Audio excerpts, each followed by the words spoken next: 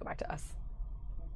All right, cutting back to us in the newsroom. We don't have anybody on right now, but full house here today. It's Monday, June 5th, and we're about to go to totally switch gears from that Orlando thing. Actually, I'll give you guys a split screen of what's going on right now. We're in studio here, and down in Orlando, officials are giving information about the shooting in the industrial area of Orlando. Is that right, Cam? Yeah, and 5 people ended up dead, including the shooter. 1 is currently in the hospital in the emergency room after suffering gunshot wounds. There were 7 additional people in the industrial area who thankfully are completely fine.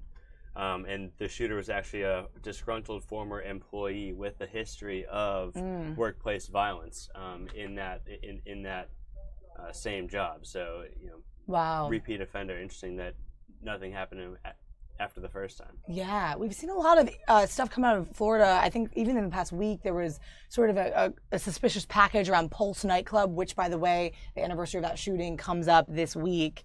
I remember distinctly where I was when that happened last year, so that will all be kind of surrounding Orlando. So I think a lot of sort of heat placed on Orlando right now, and there's a lot of just police that are on guard and on watch for what's going on in Florida. But we thank you guys for joining us. Just want to remind you that you're watching Fox 5 Live here at local channel 5, Fox 5 DC. And we're in the newsroom here. This is the digital newsroom for today. We're kind of a packed house. We got Emily and Ben. Say hey. How y'all doing? And intern Cam. Yeah, they're going to be helping me out and probably chatting with us a little bit. So I want to remind you guys, definitely, please do chat along with us. You have the live chat on the right-hand corner of your screen. Let me know where you're watching from and what you think of what you're watching. We have a lot of events coming up for you today that are getting ready to be live from all over across the nation, across the world. We're going to start right here in D.C. The mayor here, Mayor Muriel Bowser, we hear from her a lot. Today she will be signing a mayor's order to reaffirm Washington, D.C., the district's affirmation with the Paris Climate Accord after President Trump withdrew from that last week.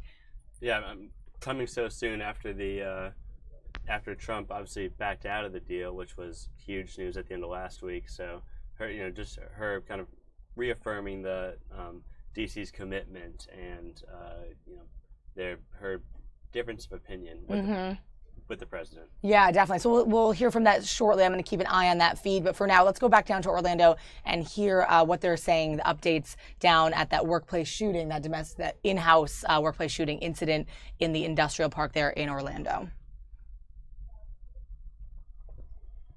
Can you give any more details about that? Well, obviously, this individual, the subject that was involved today, the shooter, was carrying a gun and a knife. He had formerly worked here, was fired because of different activities here at this business that I won't get into at this time. But because he came back to this business and shot people who he had formerly worked with, it is akin to a workplace violence situation. All right, thank you all very much. So 1 o'clock, we'll come back. Mayor Jacobs, can we get a question with Mayor Jacobs? Mayor Jacobs, can we get a question, please?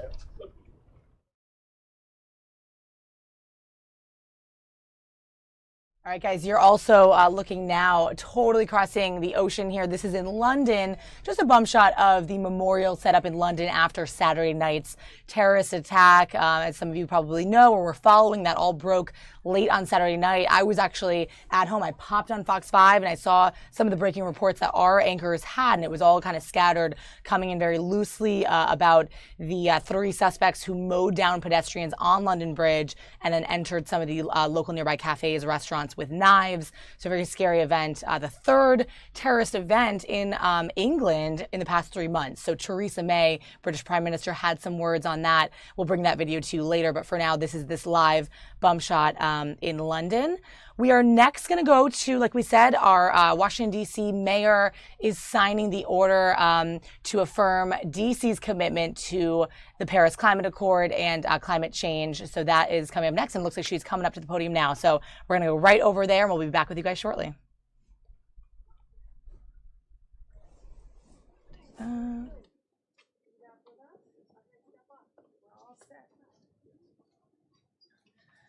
Good morning, everybody. Good morning.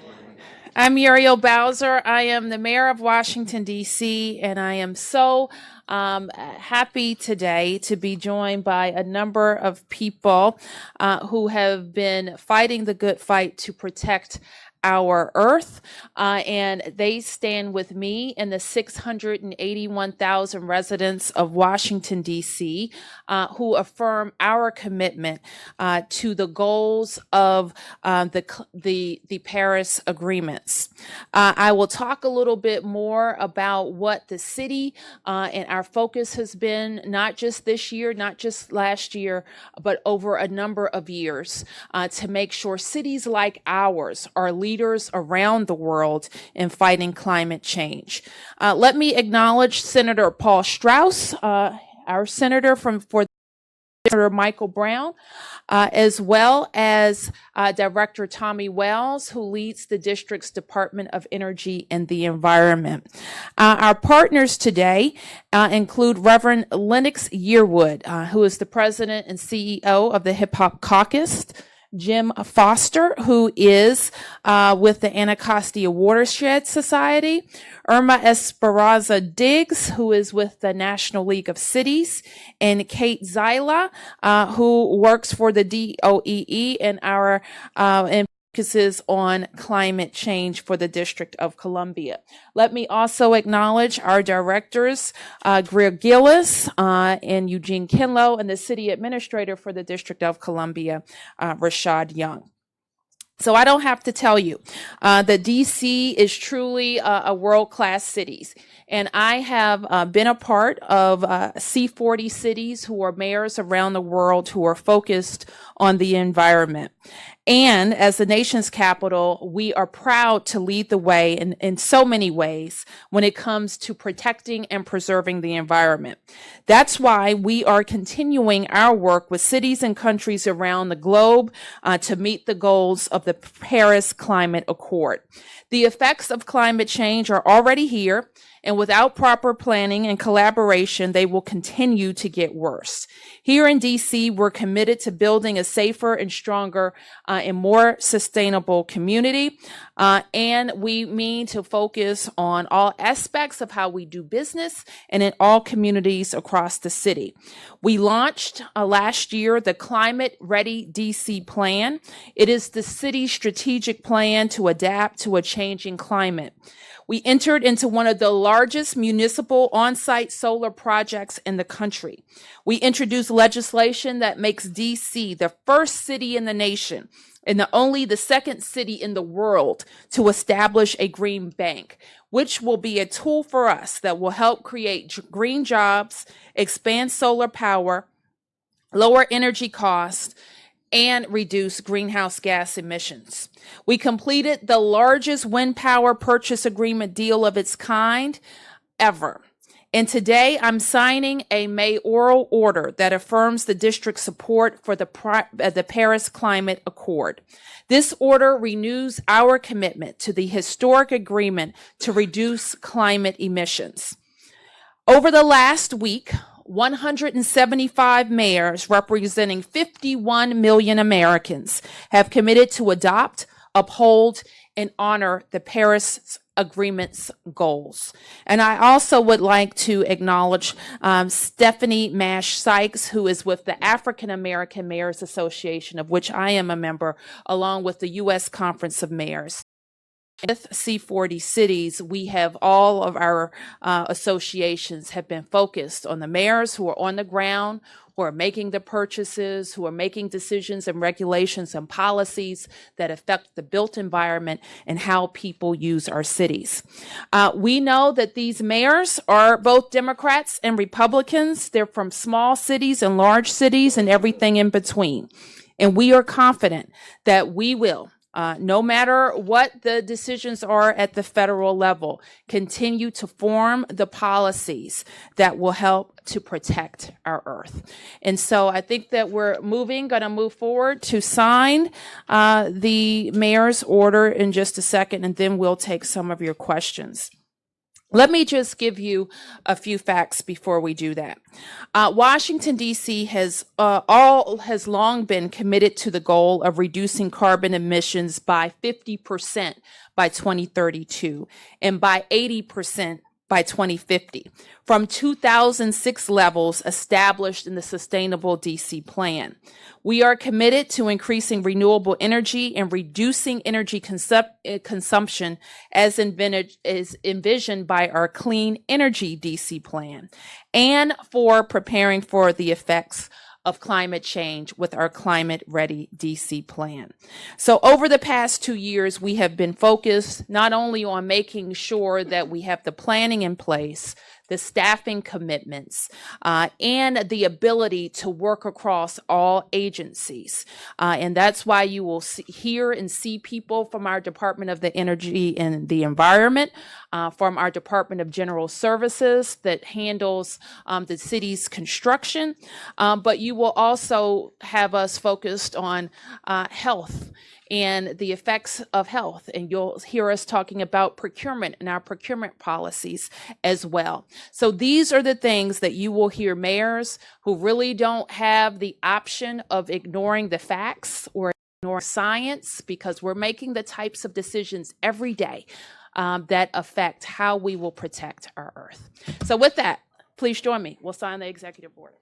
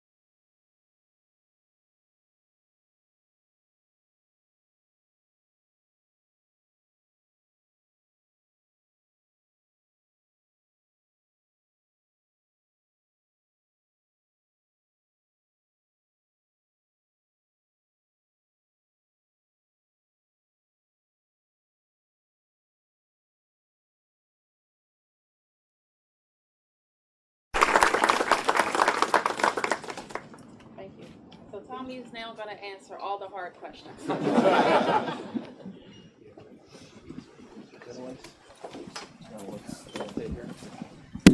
All right, we're happy to, thank you. And I joked with our friends at Nestle Mullins who made this wonderful room available to us. Let me give them a big hand for that. And it seems that every time we plan to do something on their roof, it rains or snows or something, but you still, of course, have the beautiful site of our Capitol. Who's first? Mayor, could we start with you and just ask you why you feel you talked about mayors not being able to ignore science. What did you mean about that? Well, I think you know, Mark, that we frequently get frustrated with gridlock at the federal level, or lack of decisions, or in this case, pulling back from commitments. And we still have to make sure that we're investing in infrastructure, that we're investing in schools, and we're not pulling away from our commitments, that we are looking to make sure that our residents are healthy and that we're investing in the types of programs and policies that will keep them that way. And in this case, I think it was very clear for the last several months that one of the values that we were going to have to stand up and protect and defend the most was our commitment to the environment, preserving the environment, and fighting climate change. We've seen it in the budget that came from the White House, the so-called skinny budget. And Director Wells has pointed out to us all along that in his department, pulling back of the feds from certain programs that are funded is going to have to be backfilled by a local budget. So we want to stand with mayors and leaders and governors in our nation to say that we're committed to these greenhouse gas reductions and other ways to fight climate change. And by the way, that's not new. We have a sustainable DC plan, as I mentioned, that sets, I think in some cases, bolder goals. And we have a climate ready plan and an energy ready plan. And that's really our roadmap to protect our earth. Yes, sir. Mayor,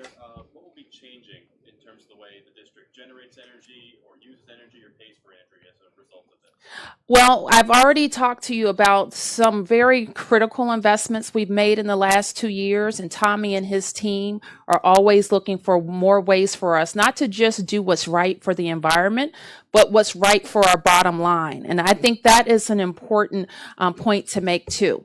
You see government saying when we practice sustainable procurement, policies, as well as getting our climate ready plans and energy ready plans and actually making those purchases, we also help the city's bottom line. And I'm going to ask Tommy to talk a little bit more about what those commitments to solar and wind mean for us. Thank you, Mayor. Couple of things. One is that the mayor has made it clear that we are to accelerate and implement the plans that are in front of us. And there's two major parts of them. One is to protect the city through Climate Ready DC, and the other is to mitigate greenhouse gases. So how we were changing how we deploy energy, we just signed a new contract for $20 million per year for 5 years for sustainable energy utility, whose job is to reduce the amount of greenhouse gases produced by cities' buildings.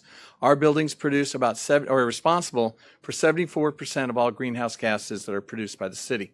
And then the other is that we are aggressively deploying solar right here in DC. Over the next 15 years, we will fund about $500 million worth of solar projects throughout DC so that we generate our own power. So we're reducing our use, we're increasing local generation, and we're continuing innovative programs like what Mayor Bowser talked about with having wind power purchase in our area, along with the other renewable energy initiatives. So that's what we're doing. If I could just get a quick follow-up on that, is the district already meeting the Paris goals, or is anything changing as a result of today? Well, I think that there's two things, again, about that, is that shortly after the presidential election, that the mayor went down to Mexico City with the delegation of other mayors from the United States to reaffirm our commitment to meeting the Paris goals to the other mayors, major cities across the world. And today is part of making good on that commitment to reassure them that we will do this. So we've reduced greenhouse gases since the baseline of 2006 by about 20 to 24%. But a lot of that has been the fuel change from coal over to gas in the area. So the easy part is happening through our renewable portfolio standard of how we get our energy, and then obviously for using renewable for city buildings as well. But the hard part is in front of us, and that's to get to a full 50% reduction by 2032. Yes, Sam. Mr. Wells, the DC government obviously is doing things. What about others in DC? Are there others? I figure you'd be aware of this. Well, we now have more Energy Star buildings than any other city or area in the country. When we first took office, we were like maybe 6 buildings below LA, and now we've surpassed them, we've continued to surpass. So we benchmark buildings on how much energy they use, and we give them a score. And so that is one of the things in the private area. And as you may also know, is that we have more LEED buildings in this area than anywhere in the country. We also have been adding more green roofs per year for the past 3 years to cool things down, use less energy, and also to obviously retain stormwater. So our city is doing well, but we're going to have to double down, and especially now where 70% of all greenhouse gases are caused by cities in the world. 50% of the world's population live in cities. Cities are the problem, cities are the solution. Director Wells, can you talk about, is it a bigger challenge to meet these goals if now the federal government, which owns and maintains a lot of federal buildings in the District of Columbia, are not on the same page as the local government and private buildings in the city? Well, I'll give one specific example where this is could be a problem. The Energy Star program helps us to benchmark buildings across America, including in DC. The president's budget proposes eliminating the Energy Star program for America. And that ranges from when you buy a refrigerator, a microwave, you get to determine, is this an energy efficient appliance? We do that with the buildings too through the Energy Star building program. So the first thing is that we'll have to figure out how to replace Energy Star for benchmarking buildings should the president's budget hold, of eliminating Energy Star for America. The other part is that so far GSA has been a good partner. GSA has been helping put on green roofs. They've had a number of initiatives to look at reducing their energy use. So we have to wait and see if they will, if they're going to change what they're doing. But as the mayor said, really, energy efficiency and renewable energy and doing the right thing is good for business, and it has been for the past 10 years. So I we'll have to see what happens, Mark. Yes. Mayor Bowser, is there a bottom line to the burden on taxpayers for these commitments? Our taxpayers are committed to the sustainable practices that we are committed to in our city. I have to tell you, in all of my conversations about the environment, one of the things that people wanted to make sure that I would do even before I was hired as mayor is that I would commit to sustainable DC. It's been a well-vetted plan and a plan that we can work across all of our agencies. And as Tommy said, we are seeing results. I think he also said we've kind of tackled those things that are low-hanging, and we have to be equally committed as we move forward to reach our goals. What we have demonstrated, and Tommy will remind me of the wind deal, for example, that over 20 years is going to be a significant savings to the taxpayers of the District of Columbia because it affects our government buildings and how we power them. And so the more of them that can be powered from a renewable source, the better it is for our bottom line. Yes. I know you've been focused a lot on the impact of, or the role of cities. Has the district considered joining the Climate Alliance led by New York and California and Washington State? Well, we'll certainly learn more about it. We are a city, county, state, so we do things. You see, we're with the National League of Cities. We're part of the national, the counties, NACO, and we have from time to time participated with the governors associations on different events. We're special, so we have state functions whereas other cities don't. So we'll absolutely look to see what that alliance will bring to our residents and government. Yes. This announcement comes on the heels of your reaffirmation of DC's status as a sanctuary city. In terms of our specialness, is there any fear of retribution from the folks that work in that building behind you and standing up for things that the president and Republican Congress support? Well, the president does not, I'm elected to make decisions on how DC government expends its resources. We are talking about the tax dollars that we collect from DC residents and businesses and committing them to well thought out plans that help our city's bottom line. We remind the Congress and the White House, they do have federal matters in the district, like fixing Beach Drive, like fixing the Memorial Bridge, like paying their fair share of Metro, but these matters are our business. Thank you, everybody. Question for the people. I can't, okay. Tell me who you are, the people. My name is Nicole Whalen. Hi, Nicole. Nice to meet you. And we talked about how cities are the largest contributor to greenhouse gas emissions, specifically buildings. Why aren't we talking about a carbon tax? Well, I think that with our sustainable plan and the measures that Tommy with the Department of Energy and the Environment and some of the commissions that we've impaneled, they have full reign to put all issues on the table. Is there another question? I have a question.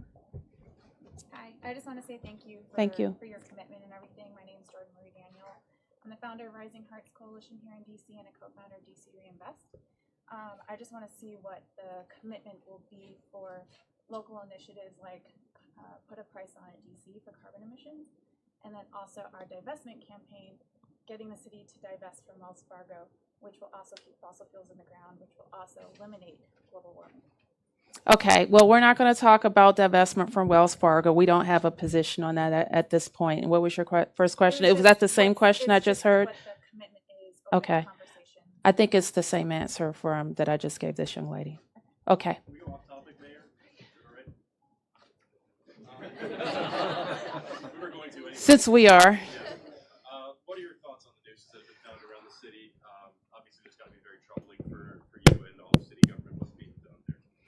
I think it's troubling for every person who denounces hate in very powerful symbols of hate. People know what nooses mean. They know what the history has been in our own nation with nooses.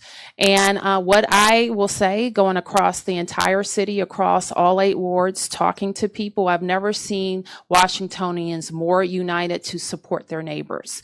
And we reported a few weeks back that we have actually seen increases in the number of reported hate crime incidents, hateful speech, some things that don't rise to, we don't have a code against it, but we know it's wrong and we know it's hateful. So we pulled together our Office of Religious Affairs along with our Office of Human Rights. You know that we have one of the most robust human rights statutes anywhere in the nation. We're very proud of it and we enforce it. So we have called on Washingtonians because we want to find out who's doing this. We're investigating it. If you've seen something out of the norm for your neighborhood, it may help us find the people who are doing it. So just know that we take it very seriously. We're going to investigate it and we're going to try to put a stop to whoever's doing it. Would you attribute the rise in hate crimes or hate-filled crimes to?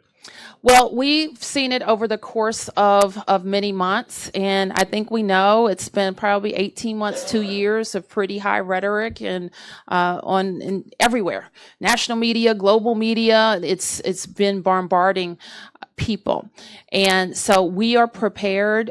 We've prepared from a law enforcement point of view, as well as just from a human support perspective to deal with the issues in our community. Thank you. Mayor, your reaction to what's happened in the capital of the UK the weekend, in the last few weeks, terror attack? Well, certainly our heart goes out to our neighbors and friends in the UK, and it's a reminder that we have to be ever vigilant about our security, and we certainly are.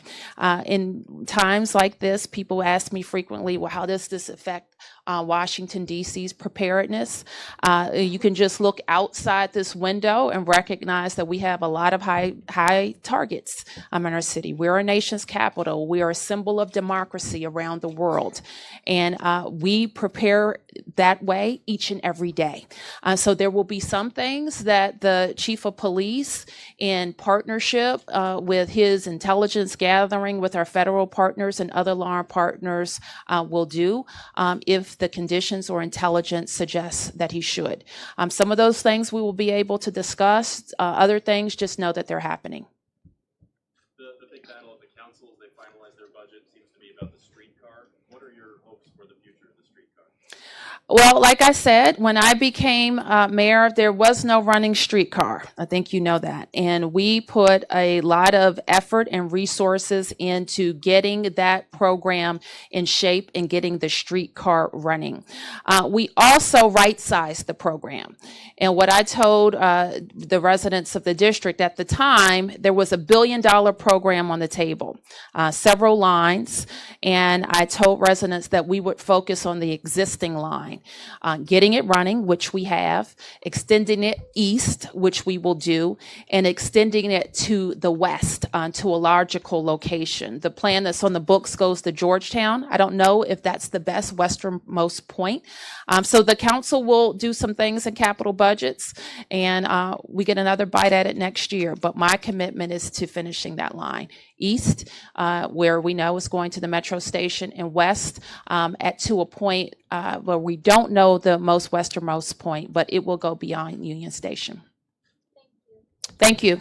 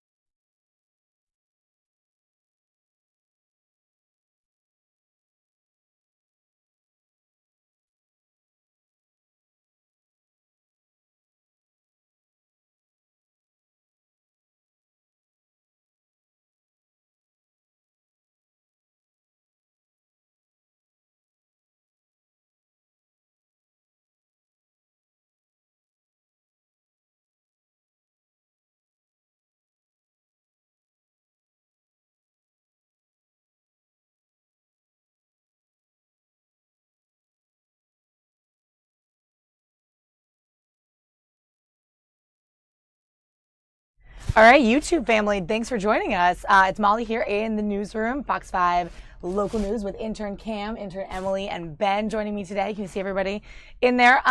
We're going next to an event in the East Room of the White House, I believe it's called.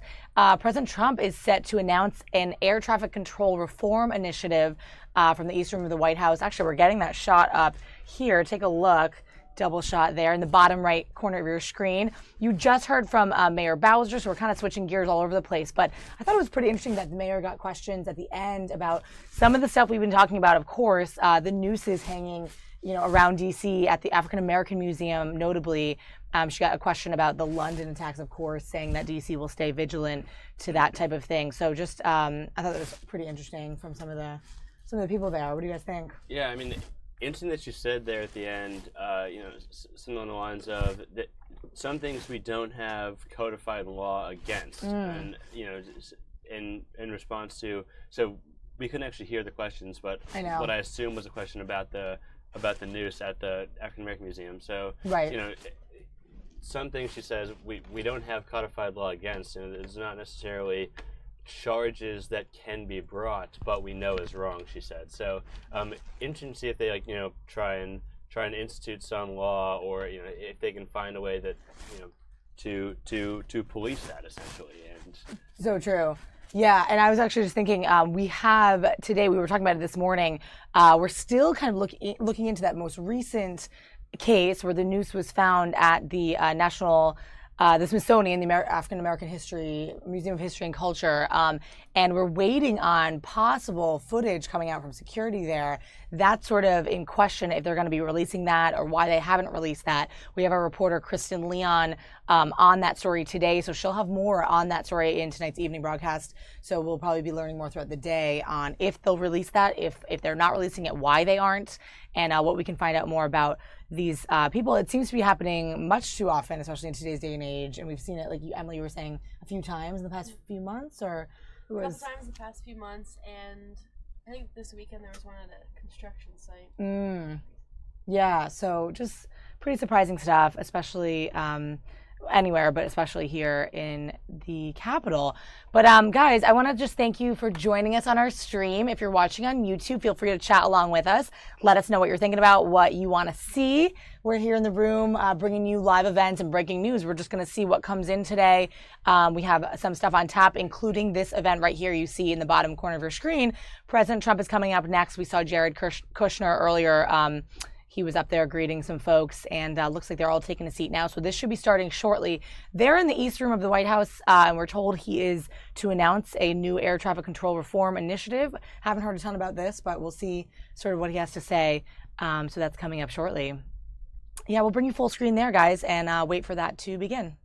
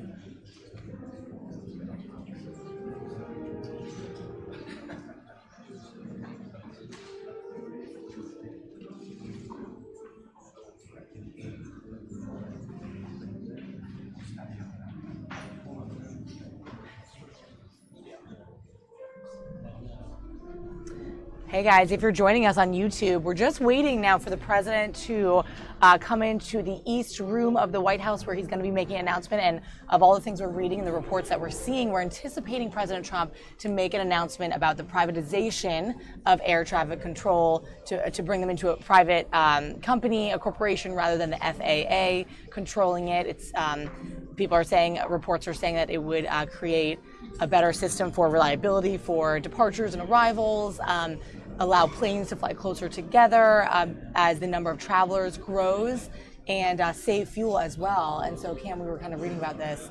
What do we think about it becoming, if this is in fact his announcement, which is what we're anticipating? All eyes are kind of on the president this week as we have the Comey testifying on, or James Comey testifying on Thursday. So, I mean, this is sort of a normal announcement. Yeah, this seems like something that really, any president could have came up with, and it would have been a non-issue, except it's Trump. So all of a sudden, it's a huge issue. He might say something crazy. Yeah, you never really know what to expect. I mean, we obviously think that we're going to hear a lot about privatizing air traffic control, but he's going to put Trump in front of a microphone, and you never really know what you're going to get. I mean, this particular measure is already getting pushback from the Democrats in the Senate and the House. So you never really know what's going to happen with it as far as actually legislation and becoming law. But that seems to be his current plan. It's just to privatize the air traffic control. Yeah, and our reporter Ronica Cleary, some of you guys might be familiar with her. She's actually in the East Room of the White House. Check out this tweet she just posted. There's her shot of Jared Kushner greeting some people she said it's Kushner sighting here today in the East Room. So she's there to take in the scene, and she'll be gathering a little more report from that as this starts up and as she gets more information on that. Also, just to tease a little bit, coming up at 1:30, the White House press briefing will also happen in the White House press briefing room as usual.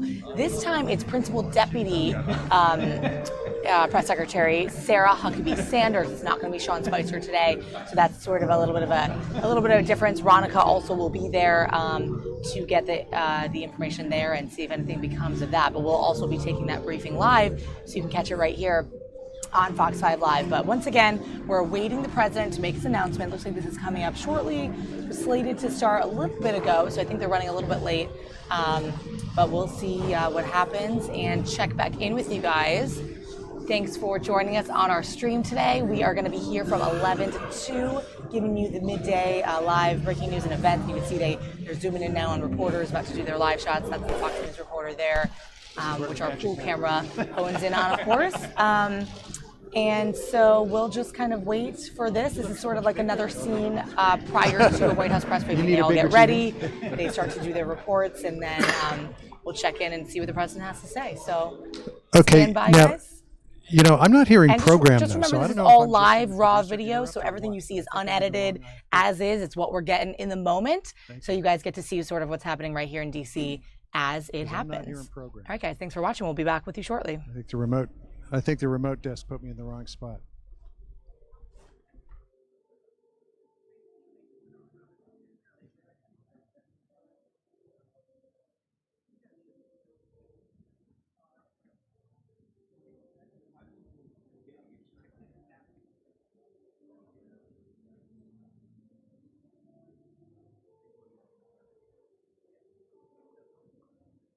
Yep, I got you. Perfect.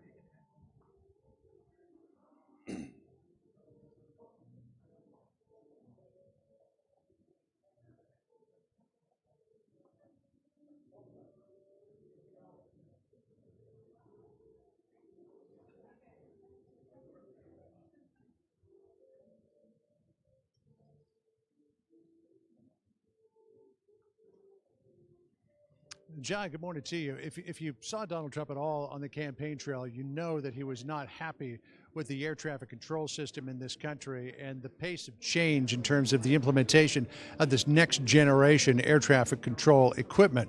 And that would switch us from a land-based radar system. And John, I don't need to tell you this because you're a pilot, but it would switch us from a land-based radar system of tracking aircraft to a space-based GPS system of tracking aircraft. It would allow the aircraft to fly far closer together than they currently can. It would allow them faster rerouting around bad weather. It would allow them basically to get from point A to point B in a more efficient period of time. We just got the 2-minute warning here, by the way. So what the president is going to announce today is that over the course of the next 3 years, he's going to take the air traffic control system out of the auspices of the Federal Aviation Administration and put it into the hands of what will be a newly created nonprofit corporation, which will really be a public-private partnership here. The president believes that that will make the system much more efficient. It will drive the implementation of the next generation technology much more quickly. A lot of questions, though, because one of the things that's been holding this up is not just getting the equipment in place in the air traffic control centers, but getting the equipment in the aircraft. And commercial aviation is one thing, but what about general aviation as well? You're talking about people who have very small aircraft, whether they be Cessna 172s, 152s, Beechcraft, Bonanzas, whatever. Very expensive to put that new type of equipment in there, John. So that's obviously going to be a question going forward in terms of the implementation of how quickly they can get all of this in place. The last of the dignitaries are just arriving now. I think I should probably sit down here, John, so I'll get it back to you.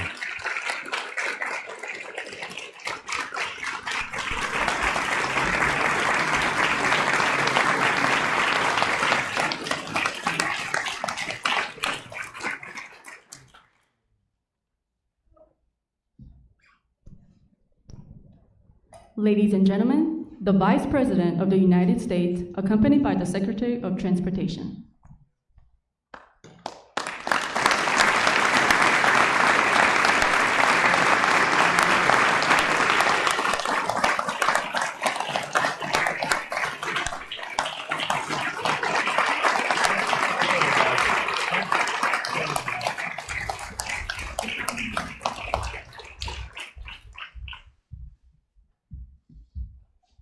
Secretary Chow, Leader McCarthy, Chairman Bill Schuster, Senator Ted Cruz, distinguished members of Congress, honored guests, on behalf of the First Family, welcome to the White House.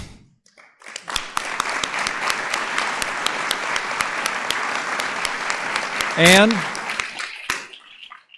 thanks to the leadership of President Donald Trump, welcome to the beginning of a new era for American infrastructure.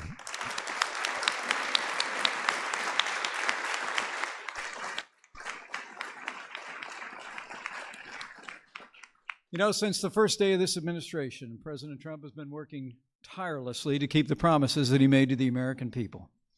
Our president's been putting jobs in this economy first, rolling back excessive regulations, unleashing American energy, ending unfair trade practices, and he's been working with Congress to repeal and replace Obamacare. And thanks to President Donald Trump, America is back.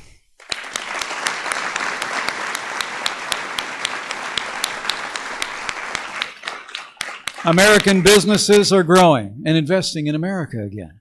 More than 600,000 private sector jobs have been created under this president's leadership, and unemployment hasn't been this low for 16 years.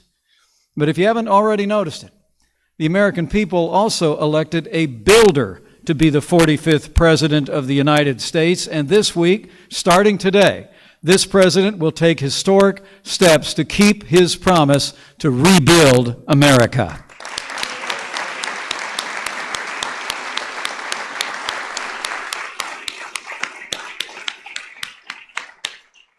Promising to replace our crumbling infrastructure with new roads, bridges, and tunnels and airports, the action the president announces today will encourage investment, commerce, and most importantly, President Trump's action today will enhance the safety and precision of our air travel in the United States.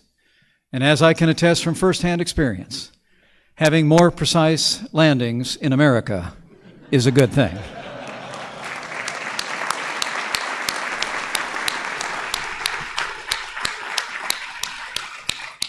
So, with gratitude for his leadership and vision, and with admiration for his unwavering determination to rebuild America and restore a nation of opportunity and prosperity, it is now my high honor and distinct privilege to introduce to you the President of the United States of America, President Donald Trump.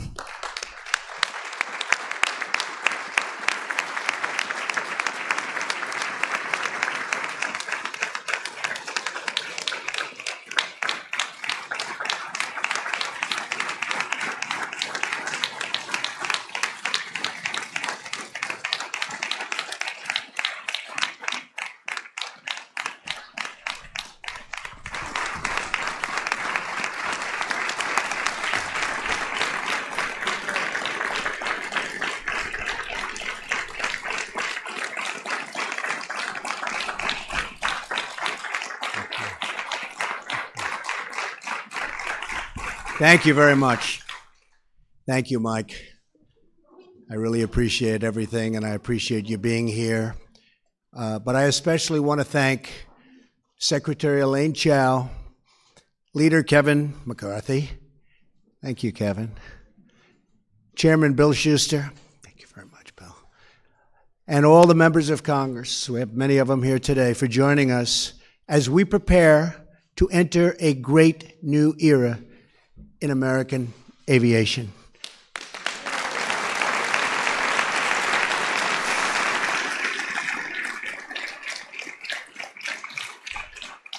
It's about time, too, I can tell you.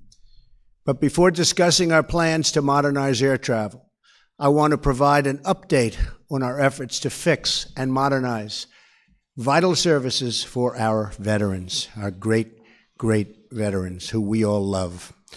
For decades, the federal government has struggled to accomplish something that should be very, very simple: seamlessly transferring a veteran's medical records from the Defense Department to the veterans' groups and to the VA. In recent years, it has taken not just days or weeks, but many months for the records to follow the veteran.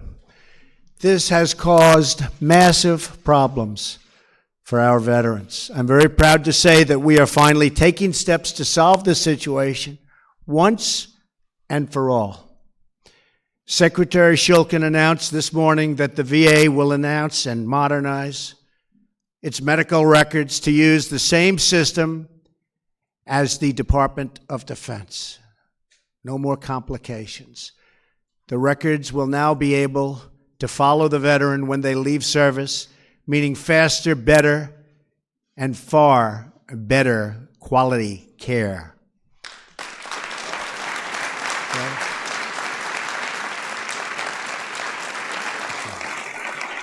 Thank you.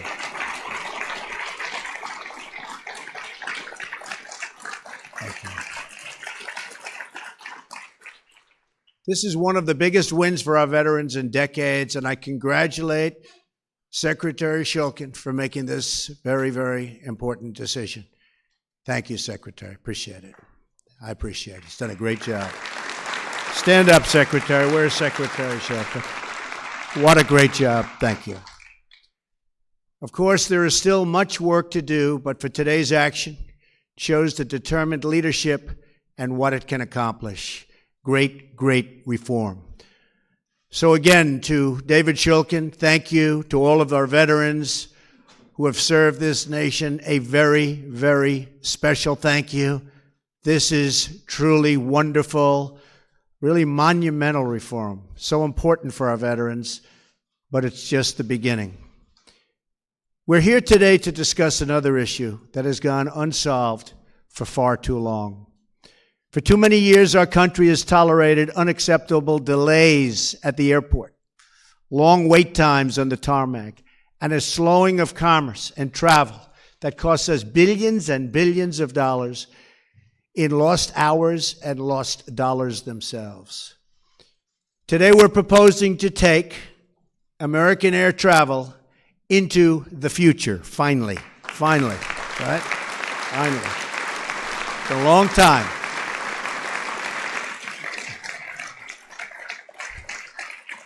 We're proposing reduced wait times, increased route efficiency, and far fewer delays. Our plan will get you where you need to go more quickly, more reliably, more affordably, and yes, for the first time in a long time, on time. We will launch this air travel revolution by modernizing the outdated system of air traffic control. It's about time.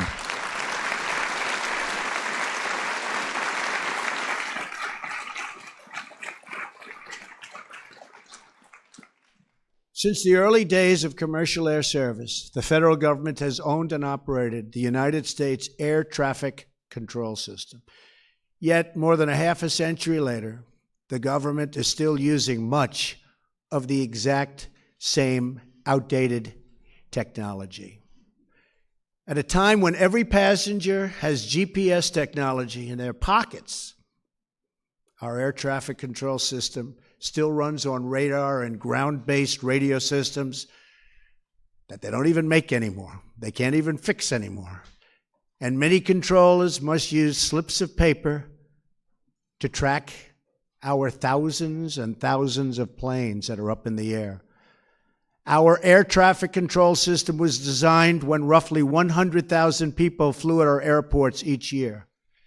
We are now approaching nearly 1 billion passengers annually. The current system cannot keep up, hasn't been able to keep up for many years. It causes flight delays and crippling inefficiencies, costing our economy as much as $25 billion a year in economic output. We live in a modern age, yet our air traffic control system is stuck painfully in the past. The FAA has been trying to upgrade our nation's air traffic control system for a long period of years. But after billions and billions of tax dollars spent and the many years of delays, we're still stuck with an ancient, broken, antiquated, horrible system that doesn't work. Other than that, it's the previous administration spent over $7 billion trying to upgrade the system and totally failed. Honestly, they didn't know what the hell they were doing. A total waste of money, $7 billion plus. It's time to join the future. That is why I'm proposing new principles to Congress for air traffic control reform, making flights quicker, safer, and more reliable. Crucially, these reforms are supported by air traffic controllers themselves. They're the ones that know the systems that they want. They know it better than anybody. And we have people that don't even call them in the past, but now we call them. I'm also proud to be joined today by passenger advocates, pilot unions, and leaders of airlines and cargo companies who strongly support our new framework and our bidding process. And we're bidding, ideally, to one great company. There'll be many bids, but one great company that can piece it all together. Not many companies all over the United States, like in the past, when it came time to piece it together, it didn't work. They were all different systems. We threw away billions and billions of dollars. I am very grateful that every former FAA chief and chief operating officers and 3 former transportation secretaries, Jim Burnley, Elizabeth Dole, and Mary Peters, stand with us today. Thank you.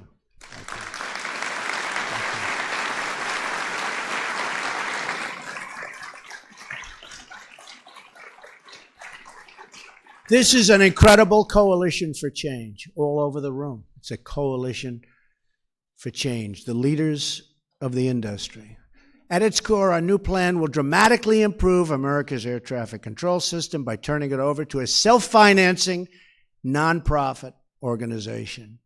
This new entity will not need taxpayer money, which is very shocking when people hear that. They don't hear that too often. Under this new plan, the Federal Aviation Administration will focus firmly on what it does best, safety. A separate nonprofit entity would be charged with ensuring route efficiency, timely service, and a long-awaited reduction in delays. Our plan will also maintain support for rural communities and small airports, including airfields used by our Air National Guard units. Great people. And very importantly, air traffic controllers will and this will be highly valued. These are highly valued people. These are amazing people that know this system so well. And under our plan, they will have more financial security, professional opportunity, and far superior equipment, the best equipment anywhere in the world. There'll never be anything like what we're doing. And other systems are very good. I won't tell you the names of the country, but we have studied numerous countries, one in particular. They have a very, very good system. ours is going to top it by a lot. Our incredible air traffic controllers keep us safe every day, even though they are forced to use this badly outdated system. That is why we want to give them access to capital markets and investors so they can obtain the best, newest, and safest technology available. And by the way, the new technology, and I've seen it, is incredible. If we adopt these changes, Americans can look forward to cheaper, faster, and safer travel, a future where 20% of a ticket price doesn't go to the government, and where you don't have to sit on a tarmac or circle for hours and hours over an airport, which is very dangerous also before you land. Dozens of countries have already made similar changes with terrific results, and we're going to top them actually by a long shot. Canada, as an example, modernized their air traffic control through a non-government organization about 20 years ago, and they have cut costs significantly, adopted cutting-edge technology, and handled 50% more traffic, and actually far more than that on a relative basis compared to us. A modern air traffic control system will make life better for all Americans who travel, ship, or fly. It will reduce cost and increase convenience for every American consumer. And these new efficiencies will produce a huge economic boost for the country and for the 1 in 14 American jobs that aviation supports. Today, we are taking the first important step to clearing the runway for more jobs, lower prices, and much, much, much better transportation. America is the nation that pioneered air travel, and with these reforms, we can once again lead the way far into the future. Our nation will move faster, fly higher, and soar proudly toward the next great chapter of American aviation. Thank you, God bless you, and God bless the United States of America. Thank you. Thank you very much. Thank you.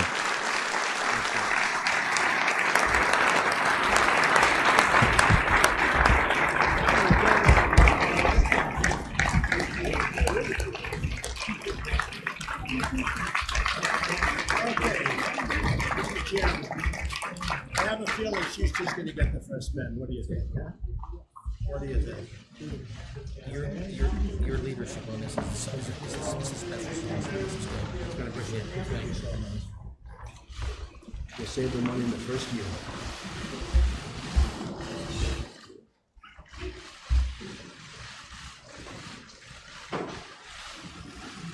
Okay, is that all right? Yeah. Big question is who's getting the second then? Give it to your Secretary Chad. Secretary Chad. Thanks. You're giving up your pen? Whoa. I said she was politically savvy.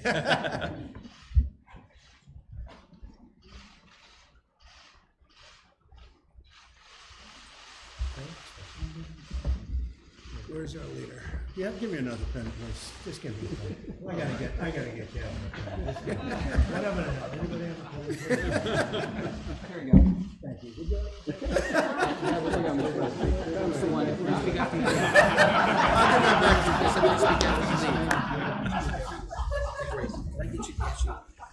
You visited these people. He's turning 100. Got me signing autographs now. He toured this plant, a 175-year-old plant in Hollidaysburg, Pennsylvania, Planahan. Still in operation, and Planahan's still running, and the mother-in-law. This is constituent service. That's okay. This one's all right. Thank you all. Thank you. All right. We go through that.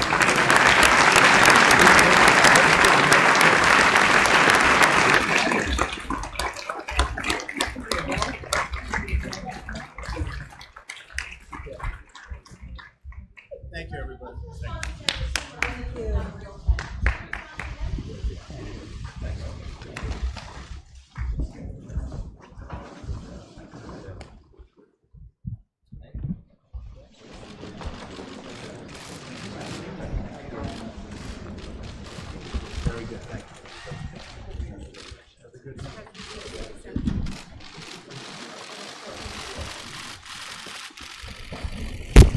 think they deserve another round of applause.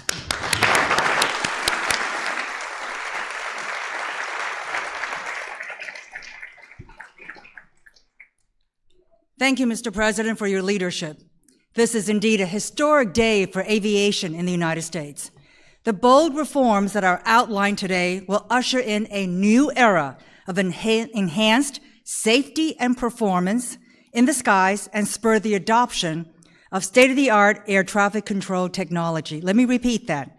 The bold reforms outlined today will usher in a new era of enhanced safety and performance in the skies and spur the adoption of state-of-the-art air traffic control technology.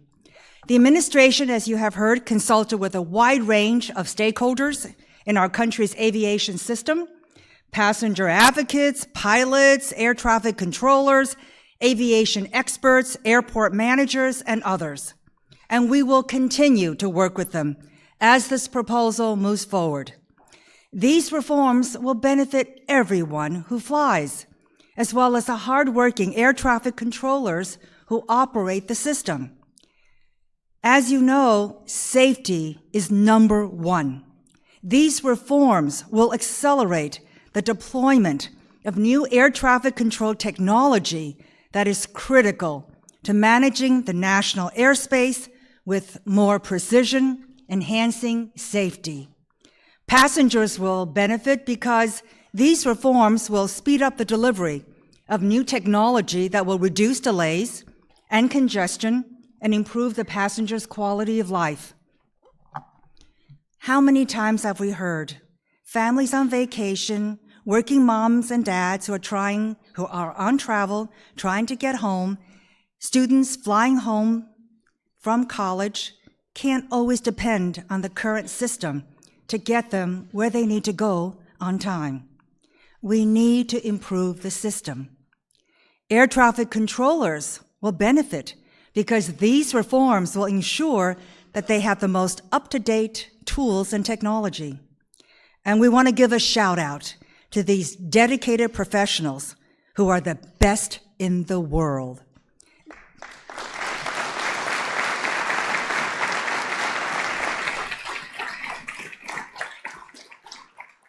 They are real, true heroes, keeping the flying public safe every day.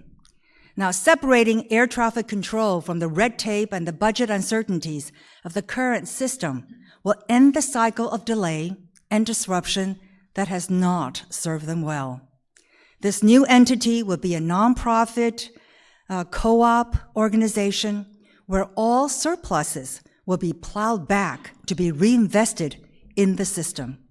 Over 60 countries are operating safely their airspace in similar structures where the air traffic control system is an independent entity freed from the restraints of government procurement regulations. And best of all, our country will benefit because these reforms will ensure that the United States remains the world's leader in aviation, an industry that we pioneered. I cannot think of a better person to speak to this issue than someone who has had the vision and the foresight, who has steadfastly looked out for the safety of the traveling public, and who has made this one of his top priorities. I am so honored to be here to introduce Chairman Bill Schuster, a visionary leader who is spearheading reform efforts in the Congress.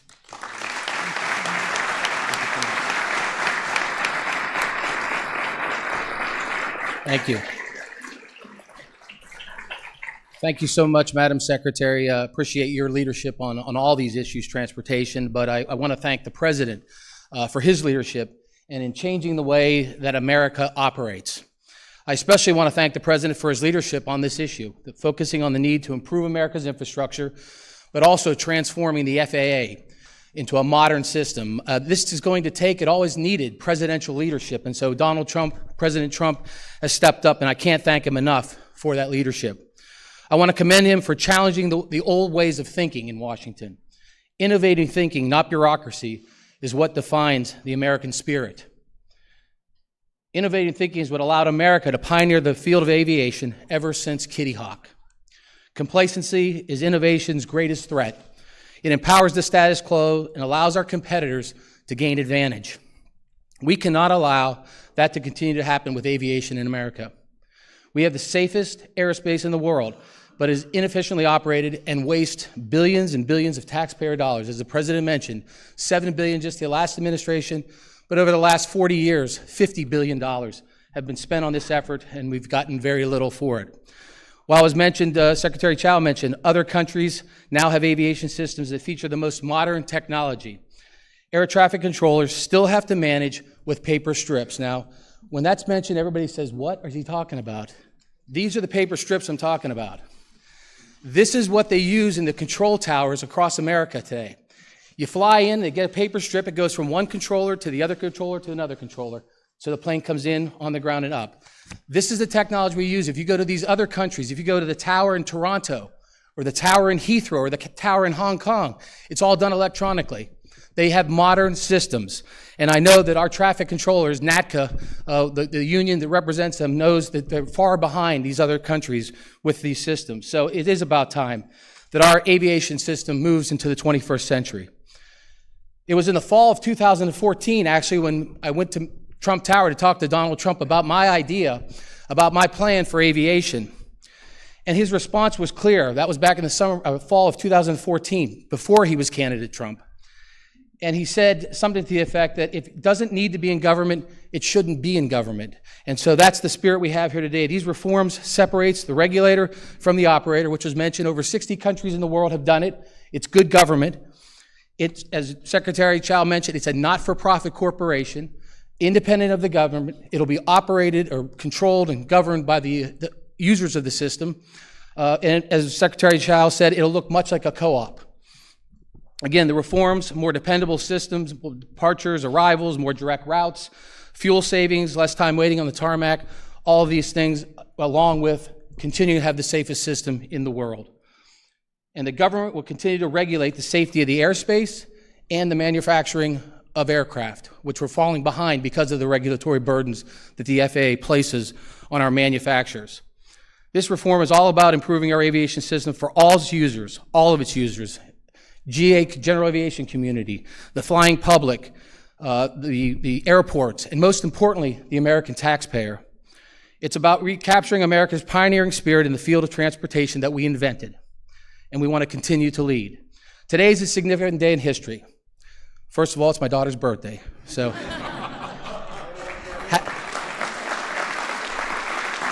So you never get an opportunity like this. Happy birthday, Allie Schuster, I love you. But it's also an important day in history because this was the day 13 years ago that Ronald Reagan passed away. And it brought me to mind of the famous quote that he used. Government is not the solution to the problem, government is the problem. And that's very fitting for today because for far too long, government bureaucracy and Congress I'll add, has held back innovation in American aviation. And with President Trump's leadership, we can get this done. Thank you, Mr. President. Thank you for having me here today. And with that, I get to introduce the next speaker. And if I ever get in a fight, I want him in my foxhole. The director of the National Economic Council, Gary Cohn.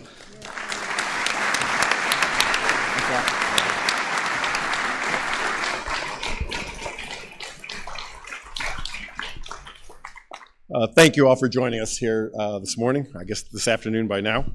Special thanks to Secretary Chow and all your leadership on this really important topic. Leader McCarthy, thank you. Chairman Schuster, thank you for your leadership on this topic. And the many other members of Congress for being here today, thank you very much. This is very important to us to have you here and have your support all the way through this process. And especially thank you to the former DOT secretaries for being here and showing how important this issue is to the American public. And your involvement, it really means a lot to us. So thank you very much for being here today. The White House, with President Trump's leadership, is very excited for this important step forward in improving air traffic control in this country, which will bring enormous benefits to the public. We're going to improve our already excellent safety record. We're going to protect access to all users. We're going to speedily implement new technology, which is something we are a great driver of in this country, and we need to use our own technology here, create flexibility for new users of airspace. We look forward to the continued support of everyone in this room. We look forward to working together to implement this as quickly as we can. This is great for America. It's great for consumers. It's great for everyone. So we're very excited to get to work and work on implementation. Thank you again for being here, and have a great day.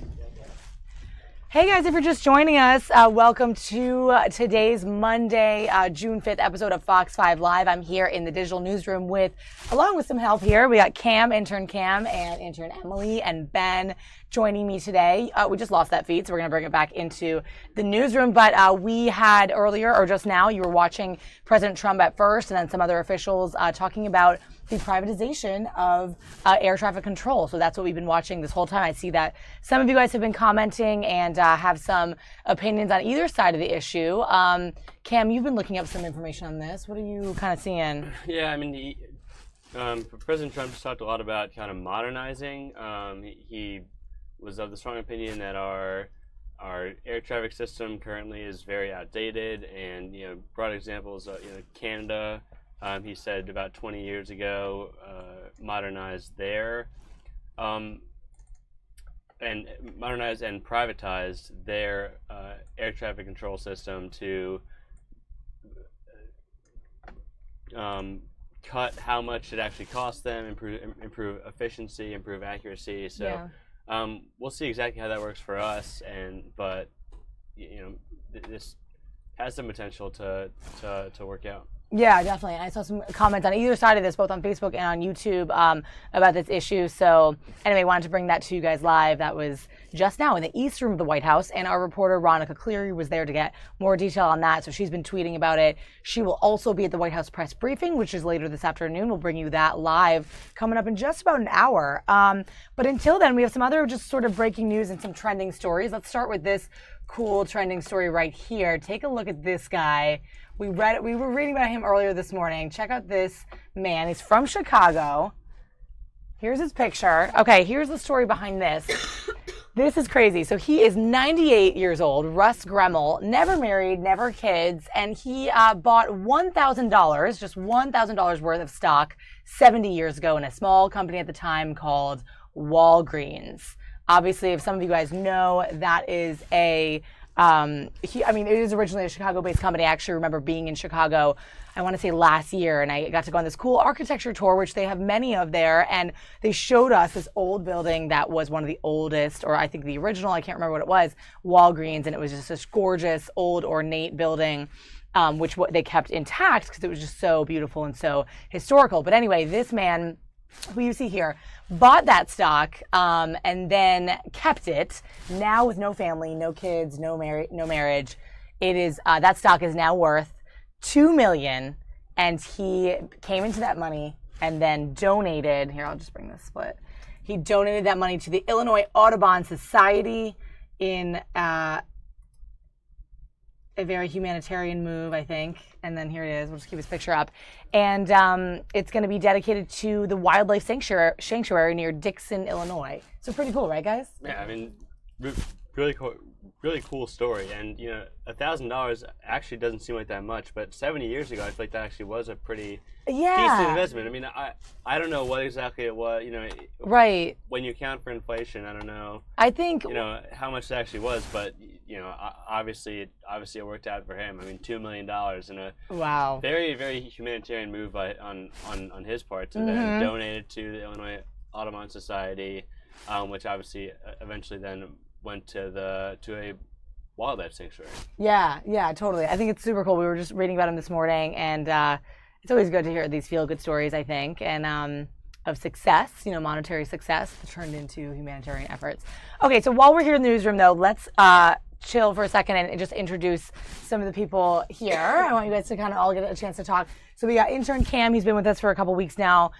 Give a brief little about yourself, bio, whatever, and then we'll kind of move down the line with your mic. I'm a rising junior now at Duke University with a major in political science and a certificate in journalism. So cool. And a huge interest in sports. I mean, I've talked a couple times about the Nationals, about Tiger Woods, about other things like that, and that's kind of my focus. I don't know if you can tell just the excitement I can try to bring to that issue, but hopefully moving forward, get some kind of career with that. Yeah, awesome. All right, so let's unclip there. Let's go down the line. We have Emily, a couple of new interns joining us today just to check out this room, this digital newsroom. We got Emily here.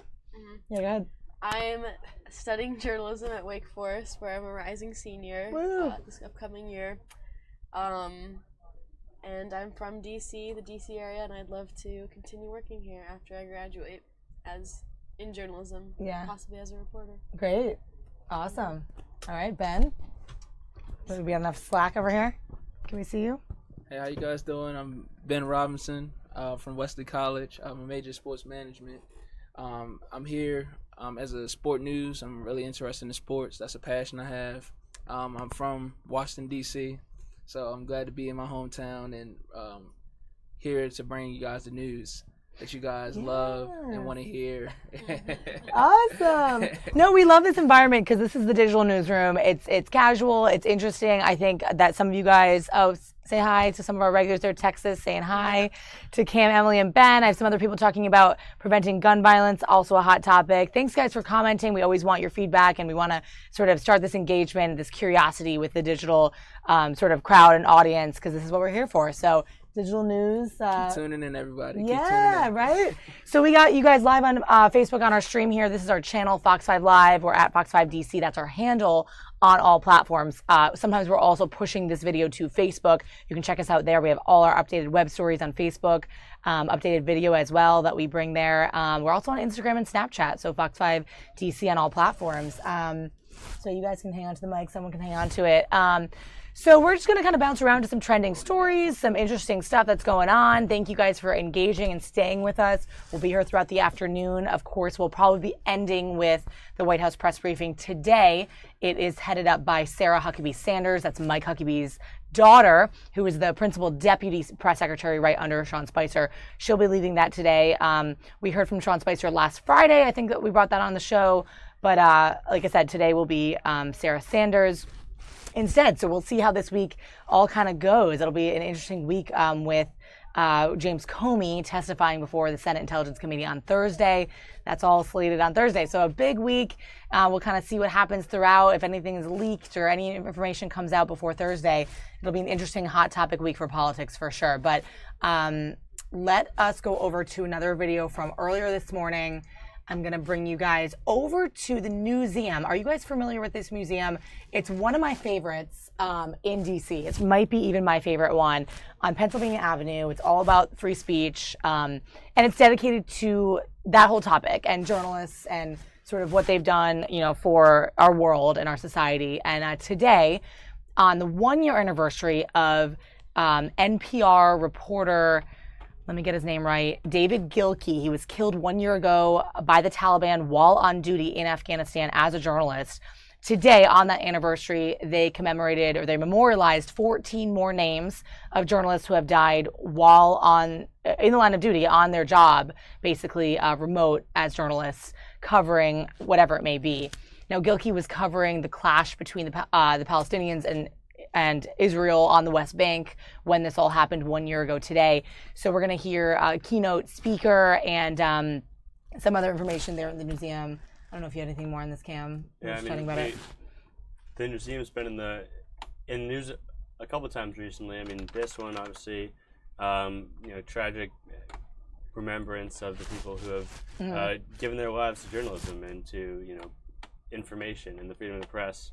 But then last week, if you remember, we had the story about them getting the glasses from Ben Jacobs, who was the reporter that got body slammed by the Montana special election congressman. Yeah, congressman-elect. So they've been in the news a couple times recently. I mean, some more, fun, positive, Yep. like last week, and obviously some more tragic. But the Newseum plays a really important role, I think, in DC, and especially to us working in the news, working for Fox 5. Yeah. Really kind of close to our hearts. So. Yeah, totally. And not just to be biased and a plug for journalism, but this is such an, it really is, truly, so many people come. I remember when this first opened, I was actually still in college. Quick plug, I went to Wake Forest, where Emily goes, so go Deeks. I'm just going to say that.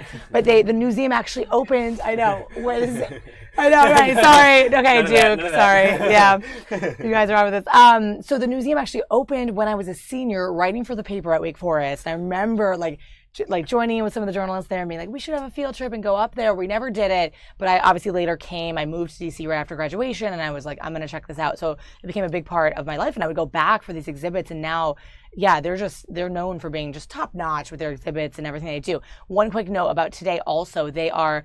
They're sort of operating under this hashtag without news today, and all the front pages of the papers, which are normally outside, have gone black in commemoration of these journalists who have died, and sort of just an honoring of these, memorializing of these journalists. So we're going to play out this keynote speaker and this sort of ceremony that happened just moments ago, just earlier this morning, because it was really meaningful, and we had a photographer there to grab this for you guys. So we're going to play that video out now. Thanks again for joining on with us, guys. Stay with us and chat along with us. Thank you guys for commenting. We're going to be back in the digital newsroom shortly. We're going to play this video for you guys now. The names of 14 journalists who were tragically lost in 2016 and who represent the much larger threat to all those reporters and bloggers who face unprecedented dangers as they seek to provide information about our society, their society, and countries where press freedom is imperiled. Today, we are also blacking out our popular Today's Front Pages exhibit, both in the front of the building and in our 6th floor exhibit, as part of our 3rd annual Without News social media campaign. Without News raises awareness of the threats to journalists around the world by encouraging people to consider what the world would be like if journalists could not bring us the news each day.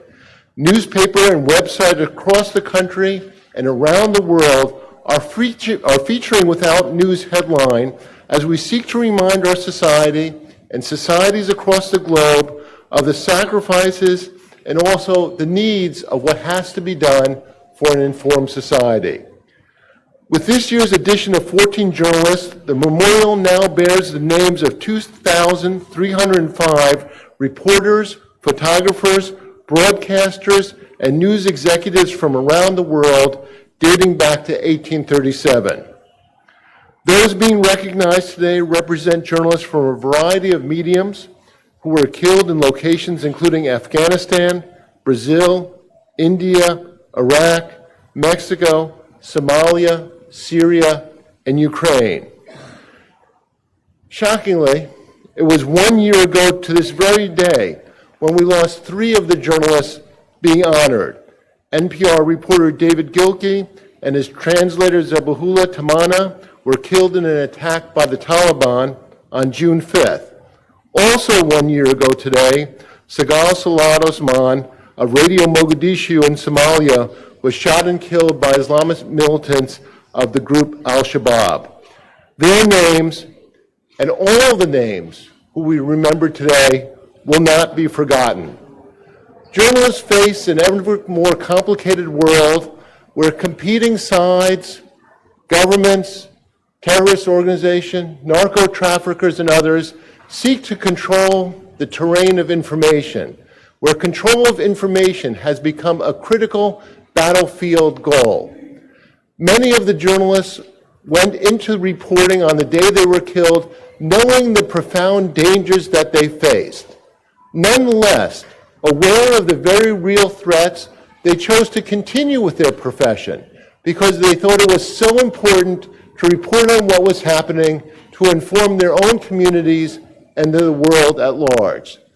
Their sacrifices are extraordinary and will not be forgotten. Thank you so much for joining us today. Now I'd like to introduce my colleague, Jean Palsinski.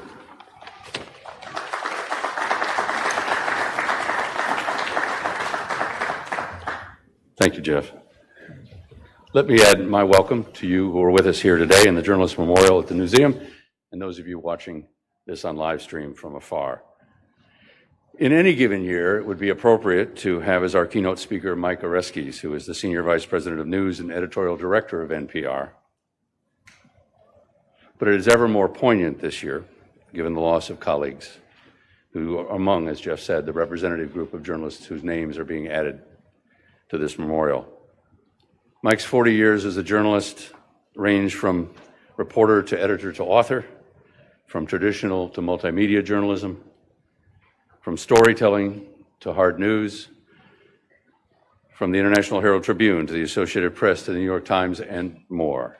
Along the way, his work and leadership of colleagues has been recognized with 2 Pulitzer Prizes, with Emmys and DuPont Awards, and perhaps most significantly, with the profound respect and admiration from those of us who work in the profession and those who are the very best of journalism. Family members and colleagues at the Newseum, colleagues of those whose names are being added to the memorial, and those of journalists who are being threatened, intimidated, placed in danger, or who have given their lives around the world, trustees of the Newseum, the Freedom Forum, and the Newseum Institute, honored guests, Mike Oreskes.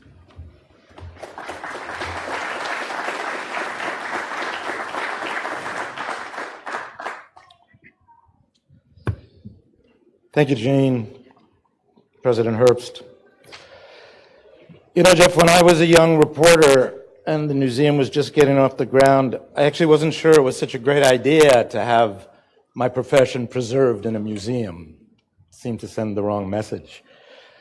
But as I've grown older and been in the business, as Gene so nicely pointed out, a long, long time, I've actually had a change of heart, and I now understand that the history and the values, the exhibits and the work that this institution does are the argument that the work that journalism has done and the importance of journalism to our society is the argument for the future of what we still need to do. So thank you for all the work you do here. We're here this morning to remember those we've lost, to honor their commitment, and to rededicate ourselves to the principles they believed in and that they died for. It was 1 year ago today that we in public radio lost 2 very fine colleagues, NPR's chief photographer, David Gilkey, and our Afghan interpreter and fellow journalist, Zabihullah Tamana. They died on a road in Helmand Province. They were there on that road doing the most basic thing any journalist can do. They were there to find out for themselves the facts of America's longest war as the Afghan army took over the fighting. David is sometimes described as one of his generation's finest war photographers.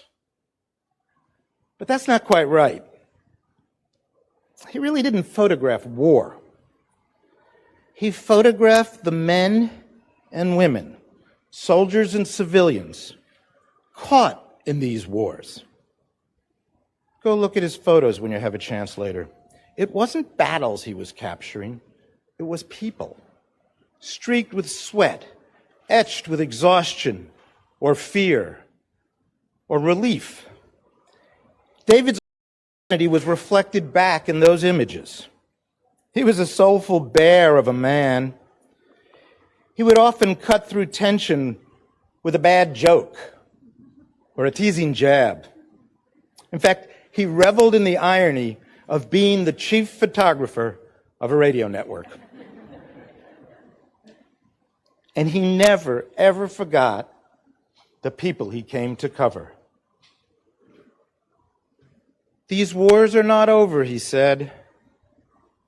We need to keep going to them. We need to keep going. Journalism wasn't just a job, it was a mission. To David, and to Zabi, too. Zabi was trained as a lawyer. He was obviously fluent not just in English, but in all of the local languages. And in Afghanistan, journalism was a more effective, more powerful, more immediate way to serve his country. So he and David teamed up. In a few minutes, staff members of this museum will read the names of David and Zabi and 12 other journalists who were killed last year doing their jobs. You'll hear how they died. I would like to try for a moment to speak about what they lived for. Now, I have no right or special claim to be able to do this for them, nor, of course, can my words speak more clearly or more eloquently than their sacrifice. Because they did sacrifice, both in the life each of them lived and in the abrupt end that each of them knew was a very real risk of the path they had chosen. Why would anyone voluntarily choose a path like this? A path of relentless work, of separation from family, steady conflict and threats, and the endless anxiety that at any moment your name might be called from the darkness, as Joao Miranda de Carmo's name was called that night. When Joao went out to respond, he was gunned down at the gate of his home, shot at point-blank range in the chest. I wish Joao and David and Zabi and the 11 others we memorialized today were all still here to tell us why they pursued that life of a journalist, but they aren't. So I'll try. They lived the way they lived and died as they died because they believed in something very precious and very simple and very profound. They believe that independent information in the hands of individuals helps make them free, that it empowers them to make decisions, and it liberates them from governments that would control them by keeping them ignorant. They believed that corruption and oppression thrive in darkness. They believed that knowledge is a path to a better life. And they believed that their mission was to serve their neighbors, their communities, their countries, and ultimately the whole world by helping to gather and spread the information upon which that knowledge could be built. Joao lived that so well. He saw his job as challenging authorities. He would as easily demand why a road hadn't been paved or why the trash hadn't been collected as why the drug trade continued to thrive in his town in Brazil. After his murder, one tribute read, "Shots at close range. That's what you earned for wanting to make your city a little less corrupt." Joao's city was Santo Antonio do Descoberto. You probably haven't heard of it.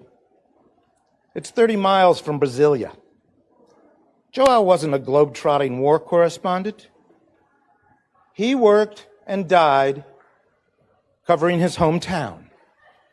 12 of the 14 journalists we honor today were killed while reporting on their own countries. Joao, Zabi, and 10 others. For that is the brutal reality of the world we live in. Whether it's drug gangs and corrupt police in Mexico, or the self-proclaimed Islamic State in Syria, murdering journalists has become a technique of control, a way of trying to prevent reality from reaching the outside world. There's a claim these days that we live in a post-truth era. That claim is false. There is no greater proof of how wrong that idea is than the lives and deaths of these journalists. We don't live in a post-truth era. We live in an era where powerful organizations and governments know just how much the truth still matters, and they are willing to kill journalists, or jail them, or bully them, or threaten them to keep the truth from being known.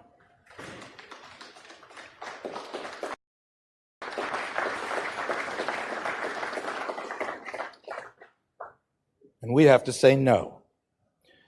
The men and women we honor today understood that. They knew the risks they took to keep reporting. Joao had twice before told police he had been threatened. Zabi and David knew the war wasn't over. They had to keep going. Joao kept working, David kept working, Zabi and all the others kept working.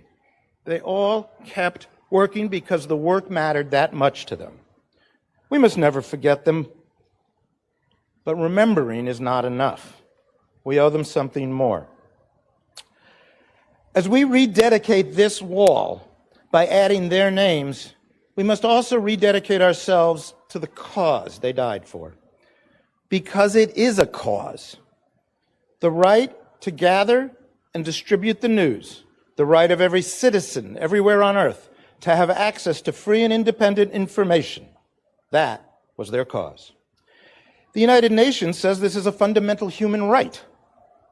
It is the right on which so much else is built. The First Amendment to the U.S. Constitution, 45 words that are so important, they are engraved on the wall of this building, dictates that the government shall make no law infringing on the right to speak or to publish. The founders understood that this guarantee was essential so citizens would not be cut off from the information they would need to pursue their own lives, liberty, and happiness. Without free information, they would not have a basis to decide with their neighbors what kind of community they wanted to live in. I say these journalists died for a cause because at this moment in history, there are clearly those in the world who would prefer a very different system. Ideologues and autocrats, and would-be autocrats, know it's easier to get their way when they, and only they, control the information the public receives. In the lobby of the Central Intelligence Agency, directly across from their memorial to their officers killed in the line of duty, are the words of the Apostle John, engraved in stone. And ye shall know the truth, and the truth shall make you free. But this works the other way, too. Without the truth, without independent, verified facts, freedom can easily slip away. In the world we have inherited, liberty is much more likely to be lost to ignorance than it is to jackbooted armies. So to honor these 14 journalists, we need to continue their crusade. The public deserves, has a right to see, to hear, to know. We must resist efforts to limit the freedom to report here or anywhere else in the world. If journalists are imprisoned, as they are in far too many places in the world right now, we must demand their release. If they are murdered, we must demand the capture and trial of their killers. And we must always remember that America has stood as a light of liberty to the whole world.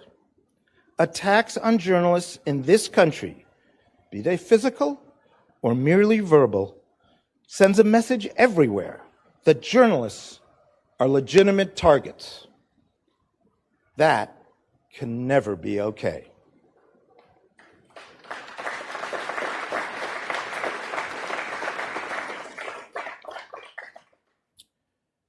Later today, the staff of NPR will gather for a moment of silence in our newsroom for our colleagues. We'll be doing that here too. I encourage you also to find a place and a time where you can be connected to why this memorial exists and why it matters so much. To absorb for yourself what the cost of pursuing the truth has been for those whose names are here, the cost to the countries these journalists lived and worked in, the cost to their families, to their friends, and to their communities. To those who grieve today, please know that the entire public radio community, the NPR staff here and abroad, our member stations, our colleagues at the Corporation for Public Broadcasting and at PBS, our donors, and our millions of listeners across the country share your grief and stand with you in that grief.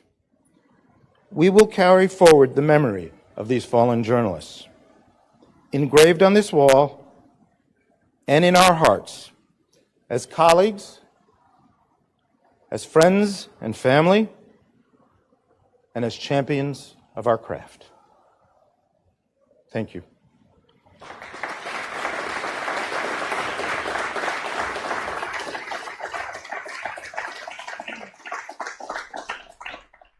Hi guys, just checking in with you here at Fox 5 Live in the digital newsroom. You're watching footage from earlier this morning. This was all at the Newseum, the journalism the and 14 journalists recognized today are representative of all journalists who this died is sort of raw while video from one of our reporting the photogs earlier, news so in it jumps around a 2016. little bit, but just to get some still shots and whatnot. David But I want to thank you guys Gilkey, for watching some of our regulars Zabiola who are back. Tamana, They are honoring 14 National new names. Public You see them right Radio there engraved in that back wall there.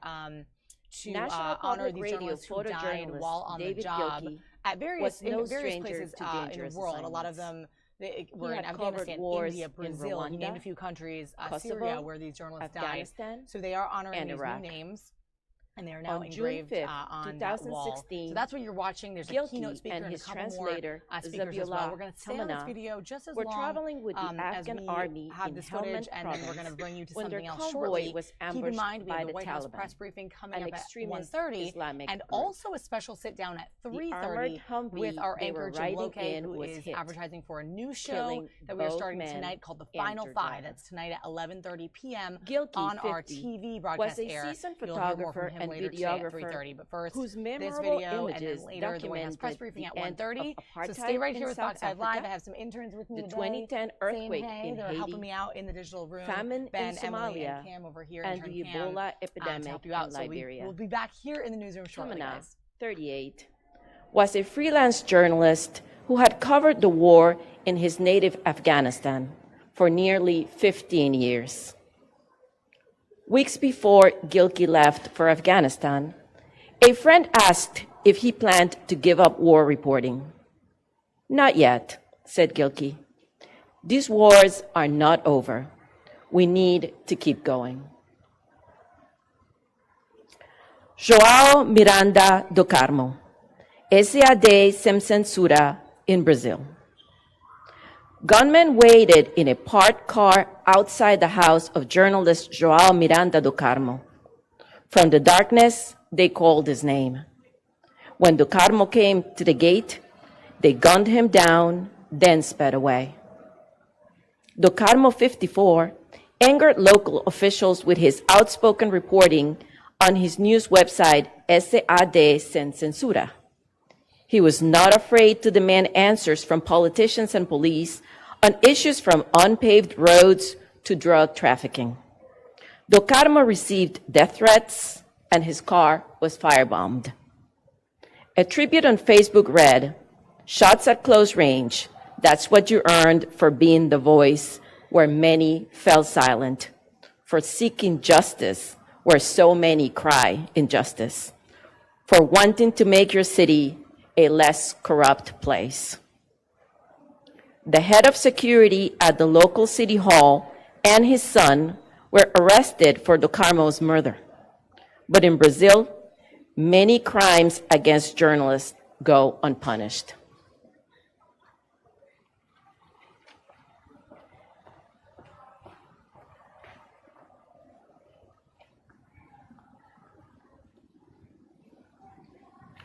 Karun Mishra, Jansandesh Times, in India. Karun Mishra knew his life was in danger. He had received death threats and refused bribes designed to deter him from his reporting on India's illegal mining industry. He got information that something was going to happen to him either on the 11th or 12th of February, said a friend. A day later, he was gunned down on his way home by 3 men on motorcycles. Mishra was 32. The bureau chief of Hindi daily Jansandesh Times in northern India, Mishra was a driven and idealistic young reporter. A friend called him soldier-like in his determination to uncover illegal mining operations, a controversial environmental story. Days before his death, Mishra told a friend, "There is some danger, some difficulties, but I have to fight. Police named 2 local mining contractors as the suspected masterminds who ordered Mishra's murder. Hassan al-Anbaki, Saif Talal, al-Sharqiya in Iraq. Reporter Saif Talal and cameraman Hassan al-Anbaki risked their lives every day to document the sectarian violence that was ripping apart their native Iraq for the television station al-Sharqiya. In January 2016. Hey guys, coming back to you in the studio here. We're actually going to change gears really quickly. We have another feed coming in live from London. There's a vigil going on to honor the victims from Saturday night's fatal stabbing and terrorist attack in London. We've seen these all too frequently, as you guys we've been chatting about it throughout the weekend, and this all broke on Saturday night. So right now we're getting footage in from APTN over there. Let's check it out. This is a vigil for those victims over in London. Oh.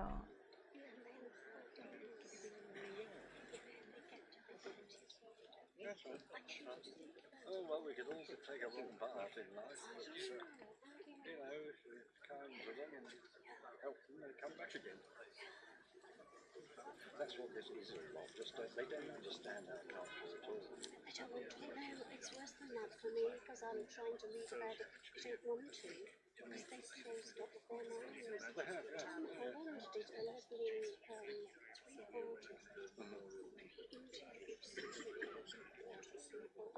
these are the people who change minds. And they said no.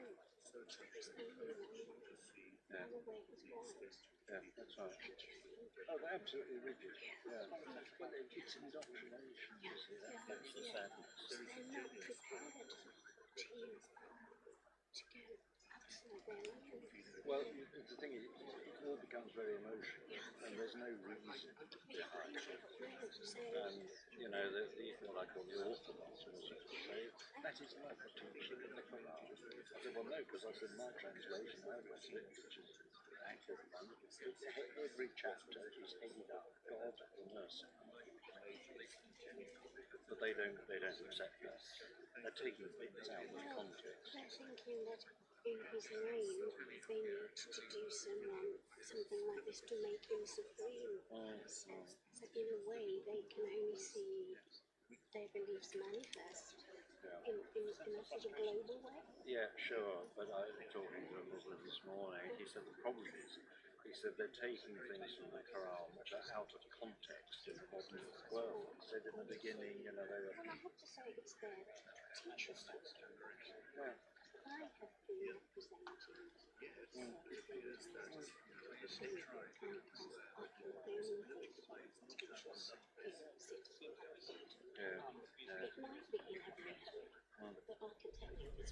Hey guys, looks like we don't have sound on this quite yet, but we're waiting on the vigil to start to honor the victims of the terrorist attack on Saturday in London. And we're efforting some more information for you guys too, just to see what else is going to come up vis-a-vis live news. Ladies and gentlemen, welcome and thank you for gathering here tonight as we pause to remember the victims of Saturday's attack on our city. The Mayor of London, the Home Secretary, the Shadow Home Secretary, and representatives of the emergency services will begin our ceremony by laying floral tributes outside City Hall.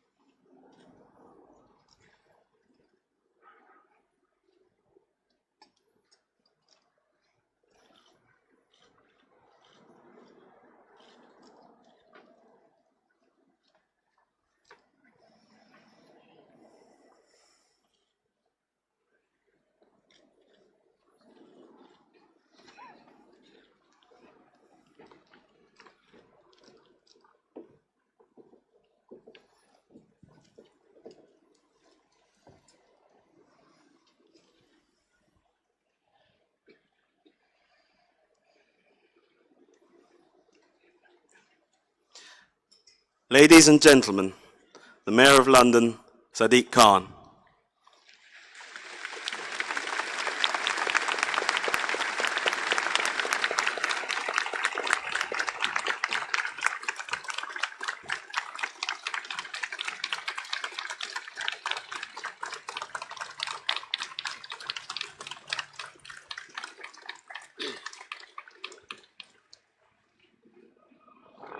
We stand together tonight to honour the memories of the innocent lives lost and people injured in the barbaric attack on our city on Saturday night. London stands in defiance against this cowardly attack on our city, our people, our values and our way of life. As the Mayor of London, I want to send a clear message to the sick and evil extremists who commit these hideous crimes. We will defeat you. You will not win.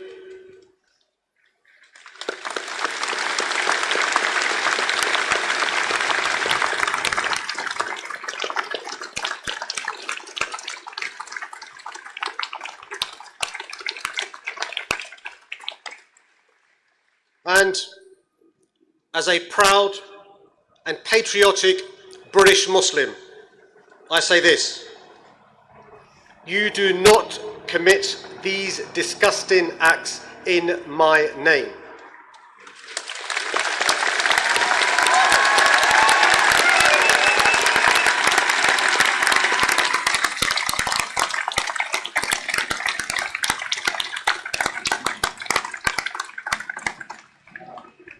Your perverse ideology has nothing to do with the true values of Islam, and you will never succeed in dividing our city.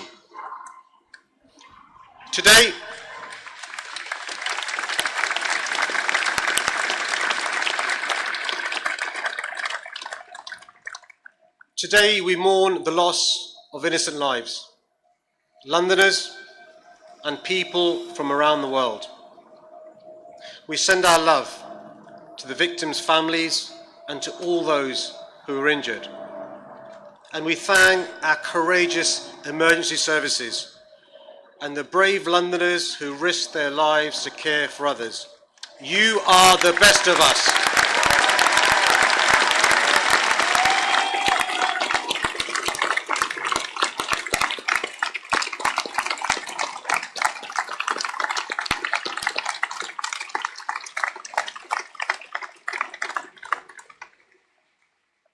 Our city is filled with great sorrow and anger tonight, but also great resolve and determination, because our unity and love for one another will always be stronger than the hate of the extremists.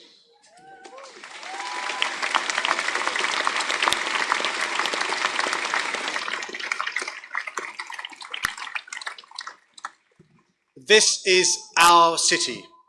These are our values, and this is our way of life. London will never be broken by terrorism. We will step up the fight against extremism, and we will defeat the terrorists. Thank you.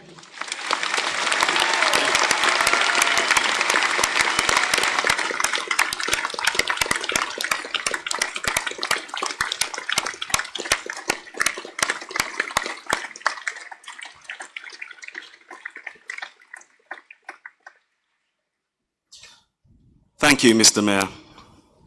Ladies and gentlemen, there will now be a minute's silence.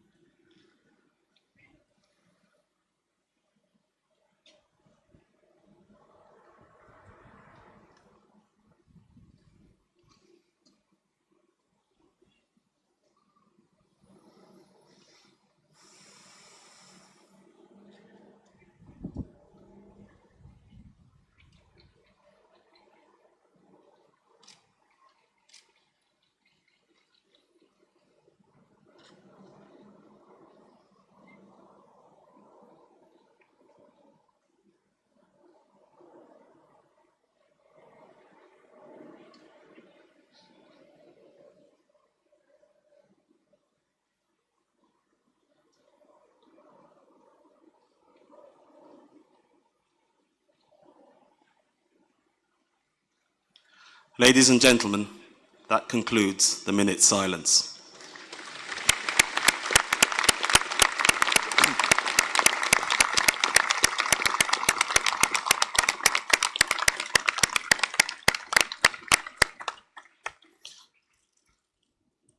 That is the end of our ceremony today. Thank you for being here. You are welcome to remain to contemplate and commemorate, or if you wish, to lay your own floral tributes by the flagpoles next to City Hall. Thank you very much.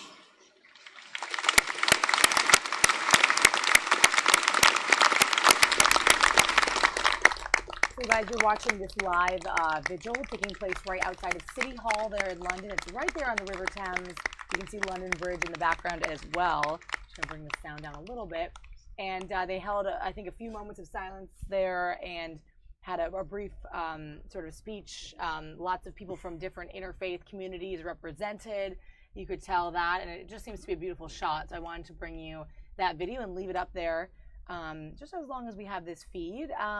We're back in the newsroom, though. It's me, Molly, and intern Cam and intern Ben hanging out, checking in with you guys. If you have anything to say, feel free to chat with us on the live chat.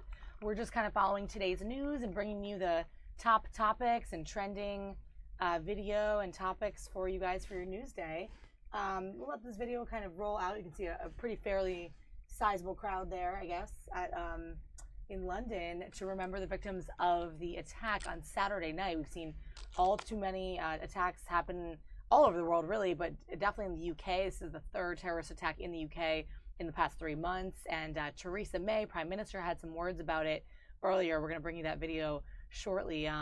But we also have another slightly interesting situation going on right now. I'm just going to show you this video really quickly in Stafford County, Virginia, coming all the way up over here on this side of the pond. This is a school in Stafford County. We're hearing that Park Ridge Elementary and North Stafford High School, both of those schools that you see right here in this chopper video, are on lockdown due to possibly a suspicious phone call. We don't have any more information than that. I don't see streams of people exiting the building, so we think they're in lockdown, right, Cam? Yeah, lockdown, at least from my experience in the school system in Northern Virginia, is they get all the kids in like different classrooms, lights off, close up all the windows. The point is, if somebody deemed dangerous or potentially dangerous gets in the building or is in the area, they don't want them to have any access to any of the children. So they're most likely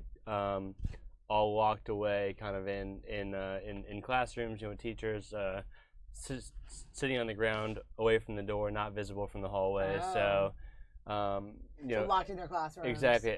At least until, and you can see the police there on the scene, but at least until they either figure out what's going on with this mysterious phone call and deem the situation not dangerous. Yeah, interesting stuff here. So you can see there's some authorities there. Not quite sure who they're talking to exactly. I'm gonna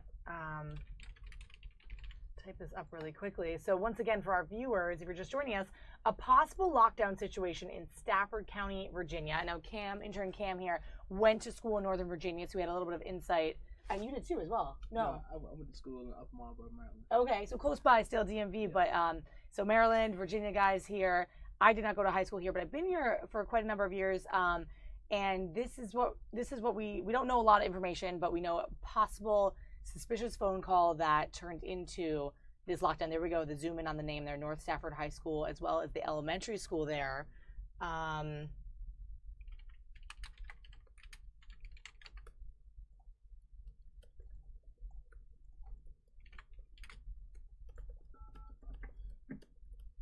Center stations on Edgewise Channel 1. We're going to Los Angeles, California, where they're having a procession for a fallen firefighter. Source for this video is Casey. We're getting some information in from our Fox box telling us what other video is coming in, but just put that chyron up for you guys to see. This is the lockdown situation that we think is a possible lockdown situation in Stafford County, Virginia. So this is Park Ridge Elementary and North Stafford High School. Officials are saying there was an incident in the area, so we really don't have a lot more than that, but we do have this live chopper video coming out of there. I'm going to give you a split screen here and have you take a look also as the beautiful Vigil ceremony sort of rolls out in London. Oops, we're going to switch that up.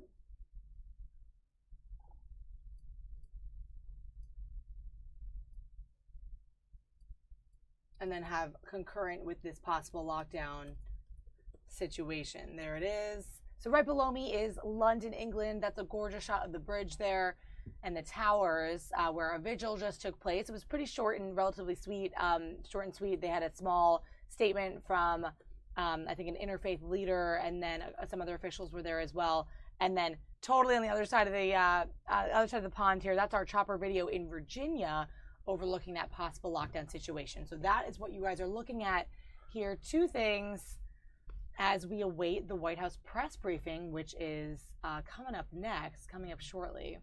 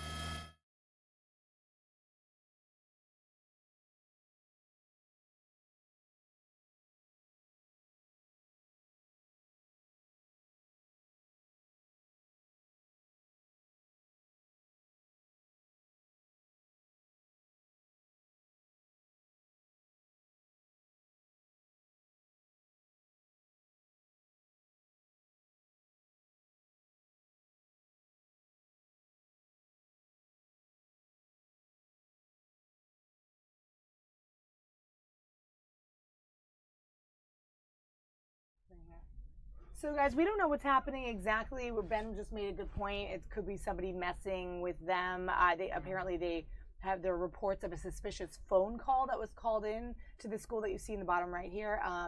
And so they proceeded with their normal, procedure, which is locking down those schools, like Cam was saying earlier, keeping people away from the windows and doors.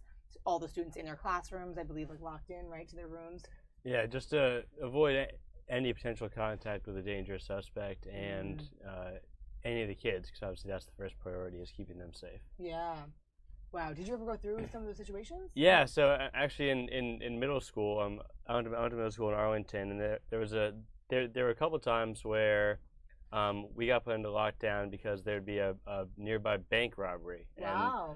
And there was at least twice I can remember where they would rob the bank, and then the school gets a call from the police essentially saying that there are dangerous suspects on the loose, and they're not sure exactly what where they may be headed or what their intentions are. So at that point, the school goes into lockdown just to make sure that no kids are leaving. And one of the times it happened at the end of the day. So the buses are outside, kids are trying to get home, but we all had to stay inside and weren't allowed to leave until they had cleared the area and cleared the situation. So that was a bank robber situation, or yeah. So everyone had to stay after school for something like 45 minutes, just locked in the classroom, all in just safety. Because probably nothing will happen, but that one time that there's a dangerous criminal out there who's looking to do harm, especially to kids, schools are a target. So definitely, they're trying to keep everyone safe. Yeah, it looks like they see. Yeah. Yeah, at my school, in high school, we had a riot that actually happened inside of the school. It was supposed to be just a scene prank, but it turned out to be a huge brawl. So they had SWAT come in and try to gas people out. Oh my goodness! So we had to stay in our rooms because it was kind of in the midst of the transitions, going to your last class of the day. Yeah. So it just all of a sudden everything just broke loose. And yeah, wow. So lots of procedure and policy followed in situations like these. We just saw a quick zoom in on what looked like a couple kids or a family. I couldn't quite tell. Somebody walking from their car. So obviously there's some movement there, but we're going to kind of see what the chopper can hone in on. And then just a reminder, right underneath our faces here is just a sort of live shot of London Bridge and the towers and this scene outside City Hall, right there on the River Thames in London, where they just had a vigil to remember the victims from Saturday's stabbing, the terrorist attack in London.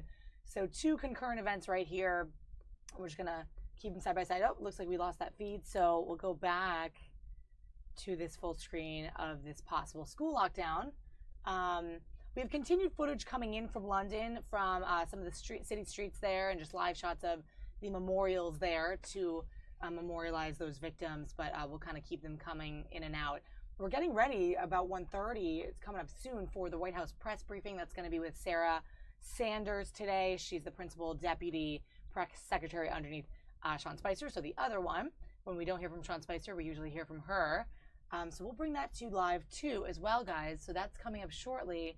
If you have any thoughts for us or comments, feel free to let us know in the comments right to the right of your screen. And as always, if you like what you see and you want to see more of this, click that button, subscribe, so you can be part of our station, our channel here at Fox 5 Local News in DC. And we bring you this live show every day, Monday through Friday, so you can see what's going on, what's happening possibly in your neck of the woods here, or just nationally or abroad. We kind of bring it all in throughout the day just to see what's going on.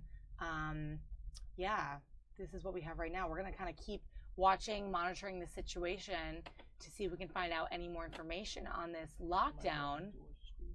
Yeah, it looks like there's a person. I don't have any sound. Yeah, trying to see if there's more information coming to us. There's someone going in. A couple people checking it out.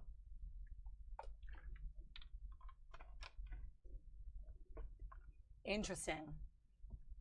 Maybe parents. Yeah, maybe parents. Hopefully this isn't anything. Their police are still questioning what this is.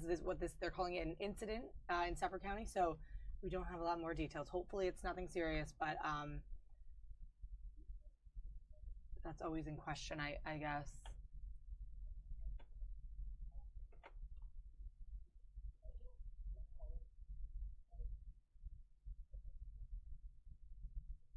We'll take you back to this double shot of London also right here below us. We'll take us out of there. That's a shot of a city street in London with a memorial from Saturday night's attack. You can see those flowers all lining that center of the street there. Just kind of a pretty bump shot of London that they're bringing to us here. It looks like the chopper may be rolling out of that. We'll try to see if we can get more updates on this story as we have them available.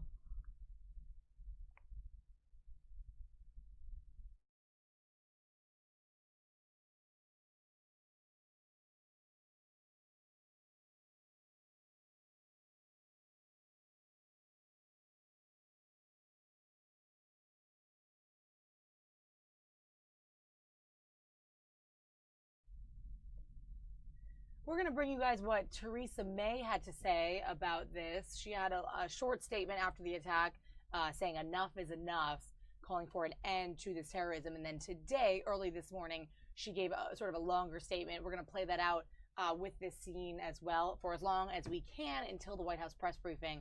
So here is Prime Minister Theresa May speaking earlier this morning. Our way of life and our democratic process should go on. That is why today I want to return to the choice people face in 3 days' time and to the crucial question of leadership. Because that's what this election is about. It's about which leader and which team people trust to take the big decisions that matter to Britain. About which leader and which team people trust to keep Britain safe. About which leader and which team will deliver economic security for you and your family. And about which leader and which team will travel to Brussels in 2 weeks and negotiate the right deal for Britain in Europe. Because the question of leadership has always been at the heart of this campaign, and it is absolutely crucial that we get the answer right. The ability to say the courageous thing and do the difficult thing. To face up to and address great challenges, not to pretend they don't exist or seek to wish them away. The strength to be straight with people and not just tell them what they want to hear. The ability to get the job done. That is what leadership means to me. And it is that leadership that I offer the British people at this election. Strong and stable leadership to guide Britain through the years ahead. And we need that strong leadership now more than ever. For in just 2 weeks, we embark on perhaps the most difficult set of international negotiations this country has ever known. The most difficult and the most important. Because everything we want as a country depends on getting these negotiations right. Our future prosperity, our place in the world, our standard of living, and the opportunities we want for our children and our children's children. Each and every one depends on having the strongest possible hand as we enter those negotiations in order to get the best Brexit deal for families across this country. If we fail, the consequences for Britain and for the economic security of ordinary working people will be dire. If we succeed, the opportunities ahead of us are great. I have negotiated for Britain in Europe, and I know that the best place to start is to be clear about where you stand and what you want. That's why I've been clear that we do not seek to fudge this issue, to be half in and half out of the EU. The British people made their choice, and it would be a scandal to do anything other than respect their decision. And it is right to respect the view of other European leaders, also when they say we can't be half in, half out of the European Union either.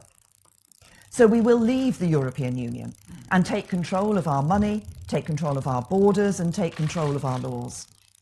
Our money, so we no longer pay huge sums to the European Union every year, but spend that money on our priorities here at home. Things like the new Shared Prosperity Fund we will put in place to reduce the inequalities that exist within and between the 4 nations of our United Kingdom. Our borders, so while we continue to attract the brightest and the best to work or study in this country, we can be confident that we have control over immigration and that our immigration system serves the national interest. Our laws, so we bring the jurisdiction of the European Court of Justice to an end and return decision-making authority to this country as the public demanded we should. And as we deliver on the will of the British people, we will forge a new, deep and special partnership with Europe, allowing us to trade and cooperate with our nearest neighbours. But we will also reach out beyond Europe to strike new trade deals for our goods and services with old allies and new friends around the world too. This is a clear and ambitious plan, but I'm confident we can deliver. That is because we have taken the time to develop the plan, to study the detail, to understand the negotiating positions and priorities of those on the other side of the table, to build the relationships, and to be absolutely clear in our own minds and in those of the 27 remaining member states about the kind of future relationship we seek. Now compare that to the alternative. We know a little of what Jeremy Corbyn would do. He openly says he would throw all of our work away on day one by scrapping our white paper without having any idea what he would put in place instead. He says he wants tariff-free access to the EU, but cannot say if he wants to remain a member of the single market and with it remain subject to the rulings of the European Court and to European free movement rules. He cannot say if it means remaining a full member of the customs union, which would deprive us of our ability to strike new trade agreements around the world. These are the most basic questions that need to be answered, and yet we've heard nothing at all about them from Jeremy Corbyn. But we do know something that Jeremy Corbyn says he would do on day one. He would throw away our negotiating position at a stroke by rejecting the very idea of walking away with no deal. Now, I often say no deal is better than a bad deal, because that is in Britain's national interest. Jeremy Corbyn seems to think that any deal, no matter what the price, no matter what the terms, is better than no deal. That's not leadership. That's an abdication of leadership. The bureaucrats in Brussels would think Christmas had come early if the British government adopted such an approach. Yet that is exactly what Jeremy Corbyn is proposing. And that's why he's not fit to negotiate a good Brexit deal for Britain. Yet on the success of that endeavour, everything else depends. If we get Brexit right, then together we can do great things. We can build a Britain beyond Brexit that is stronger, fairer, and more prosperous than it is today. And that's what my plan for a stronger Britain is all about. Fulfilling the promise of Brexit so that everyone in every community can enjoy the opportunity and security that they deserve, the opportunity and security they need. That means economic security, and it means physical security too. The Conservative Party has always understood that a strong economy is the foundation for everything else. If we are to have the prosperity, security, and quality of life that we want, we must first ensure we have an economy that is robust. This belief in sound money and fiscal credibility is in the core of our DNA as a party. And as we face up to the challenge of leaving the European Union, it is even more important today. We hold true to it because we know that if you cannot manage your money properly, investment will dry up. Taxes will rise and businesses and the jobs they provide will flee from our shores. And it's ordinary working people who will pay the price. We hold true to it today because we know it's jobs and investment that provide the money we need to fund the vital public services on which we all rely. And above all, we know that it is wrong to pass to future generations a bill you cannot or will not pay yourself. Because every pound the government borrows falls to others, those who come later, including people not yet born, to pay back. If we're serious about restoring the contract between the generations, there is no more important thing we can do than seek to balance the books and pay down the debt. That is a simple matter of justice that only the Conservative Party understands. So we will show leadership and continue to take the difficult decisions we need to bring the deficit down. 10 years after the banking crisis, and thanks to the hard work and sacrifice of people across the country, the deficit is back to where it was before Labour let it spiral out of control. And thanks to our careful stewardship of the economy, debt is about to start falling too. So the government I lead will carry on with the job, getting the country back to living within its means, because a strong economy is the basis of our security as a nation. But that is not the limit of my ambition. It was right that we should take the difficult decisions over the past 7 years to get the deficit under control. But the government I lead will do more. I'm determined that the next Conservative government will focus on growth and on driving growth across the country to build an economy that works for everyone. And that is how we will fulfil the promise of Brexit together. We will encourage businesses to set up and grow by cutting corporation tax to the lowest rate in any developed economy, because Conservatives know that's how you raise more money and attract more investment. Punishing businesses with higher taxes is not leadership, it's an abdication of leadership. A good soundbite for an election, but a disastrous policy for our country. And punishing families with higher taxes is not leadership either.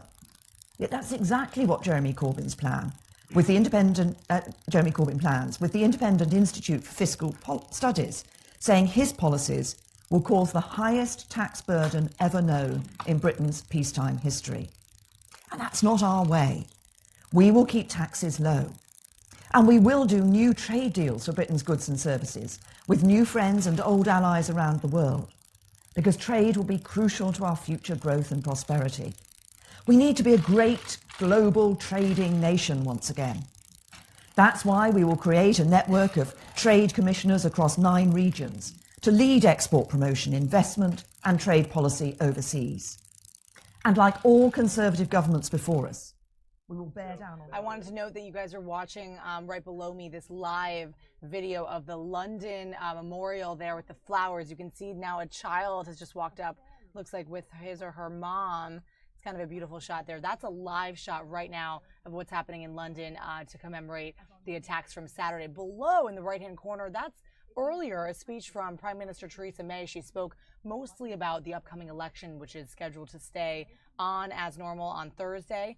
And she speaks a little bit about the attacks, but this is just pretty video right here happening live in London with this child visiting the memorial there for the victims of the London attack on Saturday. So if you're just joining us, we're kind of jumbling up some video here. That's live video.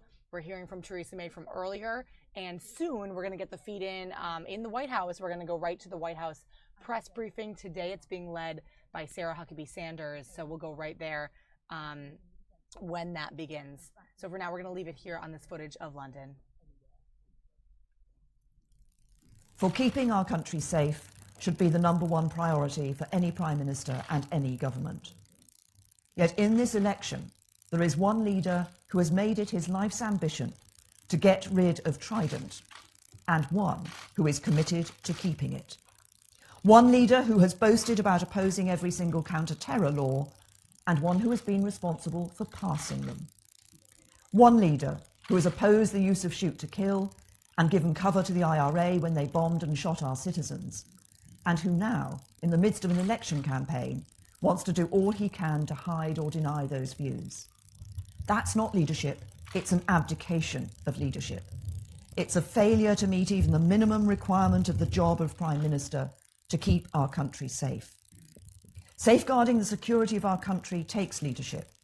That's why since 2010, in the face of a growing threat, we've protected the budget for counter-terrorism policing and increased the resources available to the security and intelligence agencies. It's why since 2015, when Jeremy Corbyn's front bench was arguing for the police to be cut by a further 10%, we've not cut the police, but protected their budget. It's why we've increased the number of armed police officers, improved cooperation between the police and specialist military units, and provided funding for an additional 1,900 officers at MI5, MI6 and GCHQ. Yet despite the progress we have made in recent years and the successes we've enjoyed, we must do more to respond to the changing threat to our country and our way of life. We cannot deny that the threat from Islamist extremism is one of the gravest we face. I believe it is right that the UK is engaged in taking on and defeating groups like ISIS and their like around the world. It is in our own national interest to do so, and it is in the interests of the wider world. But as our efforts to defeat them overseas are ever more successful, they are increasingly seeking to spread their poisonous ideology and to prey on the weak and vulnerable in our own countries, inspiring them to commit acts of terror here at home. They exploit the safe spaces of the internet and social media, and they exploit them in the real world too. The UK has led the world in developing a strategy for preventing violent extremism, and it has been highly successful. And we are leading international efforts. I'd like to bring up Secretary Shulkin to talk with you all about the big announcement he made this morning about a historic modernization of the VA's medical record system. And as a reminder, as always, I would encourage you to please be respectful and keep your questions on the topic at hand, and I will be happy to answer questions on other topics after. Thanks, Secretary Shulkin. Great. Thank you, Sarah, and I'm glad to be here today. As Sarah said earlier today, I made an announcement about the Department of Veteran Affairs decision on an electronic health record. And normally that's not too exciting a decision about a product, but I have to tell you, I'm very excited about this because I think this is going to make a big difference for veterans everywhere, and it's going to make a big difference for the Department of Veteran Affairs. I wanted to say from the outset that when the President selected me to be Secretary, he made clear to me that he expected us to act with faster decisions, to act like a business, and to really make sure that we were doing the right thing to change veterans' health care, and that's exactly what we're trying to do today. I had told you when I was here last week I was going to make a decision by July 1st, and I want to let you know that we're coming back early and that I'm honoring that commitment. And so having a electronic health record that can follow a veteran during the course of his health and treatment is one of the most important things I believe you can do to ensure the safety and the health and well-being of a veteran. So that's why this is so important. I told Congress recently that I was committed that VA would get out of the software development business, that I did not see a compelling reason why being in the software development business was good for veterans. And because of that, I made a decision to move away from our internal product to an off-the-shelf commercial product. As you may know, almost all of our veterans get to us from one place, and that's the Department of Defense. And when I went back and looked at this issue very carefully since becoming secretary, I was able to trace back at least 17 years of congressional calls and commission reports requesting that the VA not only modernize its system, but work closer with the Department of Defense. So that went all the way back to 2000. But actually, to this date, the Department of Defense and the Department of Veteran Affairs have gone separate ways. We each have separate systems and each are supporting separate electronic systems.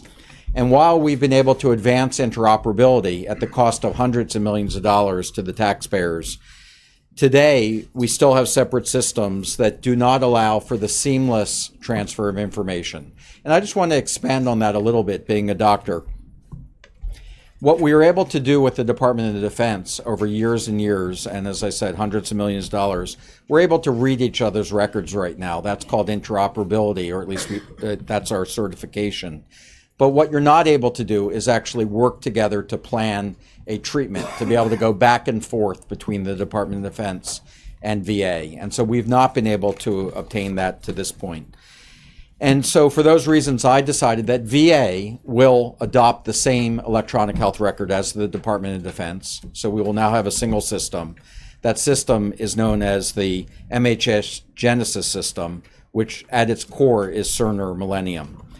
The adoption of the same system between VA and DoD is going to allow all patient data to reside in a common system. So you will have this seamless link between the departments without the manual or electronic exchange of information. So as secretary, I think I'm not willing to put this decision off any longer. I think 17 years has been too long. When DoD went through its decision on electronic medical records and its acquisition process in 2014, it took them approximately 26 months to do this. And I will tell you, in government terms, that's actually a pretty efficient process. I don't think we can wait that long when it comes to the health of our veterans. And so under my authority as the Secretary of VA, I am acting to essentially do a direct acquisition of the EHR currently being deployed by the Department of Defense that will be across the entire VA enterprise that's going to allow the seamless healthcare for veterans and the qualified beneficiaries. Once again, because of the health of our veterans, I've decided that we're going to go directly into the DoD process for the next generation electronic health record. Let me just tell you, this is the start of the process. VA has unique needs that are different than the Department of Defense's, and for that reason, VA, while it's adopting an identical EHR to DoD, needs additional capabilities to maximize interoperability with our community providers. As you know, 1/3 of our healthcare goes outside the VA into the community, and this is critical that we can have the same interoperability with our community providers. We're going to have our VA clinicians who are very involved in how we develop this system and how we implement it. Because in many ways, the Department of Veteran Affairs is actually well ahead of the Department of Defense in clinical IT innovation. And we're not going to discard all the things that we've done in the past. And in fact, that's how we're going to help DoD get better. So this is a system that's going to strengthen care for veterans and our active service members. We're going to be embarking upon something that's never been done before. That is an integrated product using the DoD platform, but it's going to require this integration with other vendors to create a system for veterans so that they can get care both in the community as well as the Department of Defense. That's going to take the active cooperation of many companies and thought leaders, and it will serve as a model not only for the federal government of federal agencies working together, but for all of healthcare that is trying to seek this type of interoperability.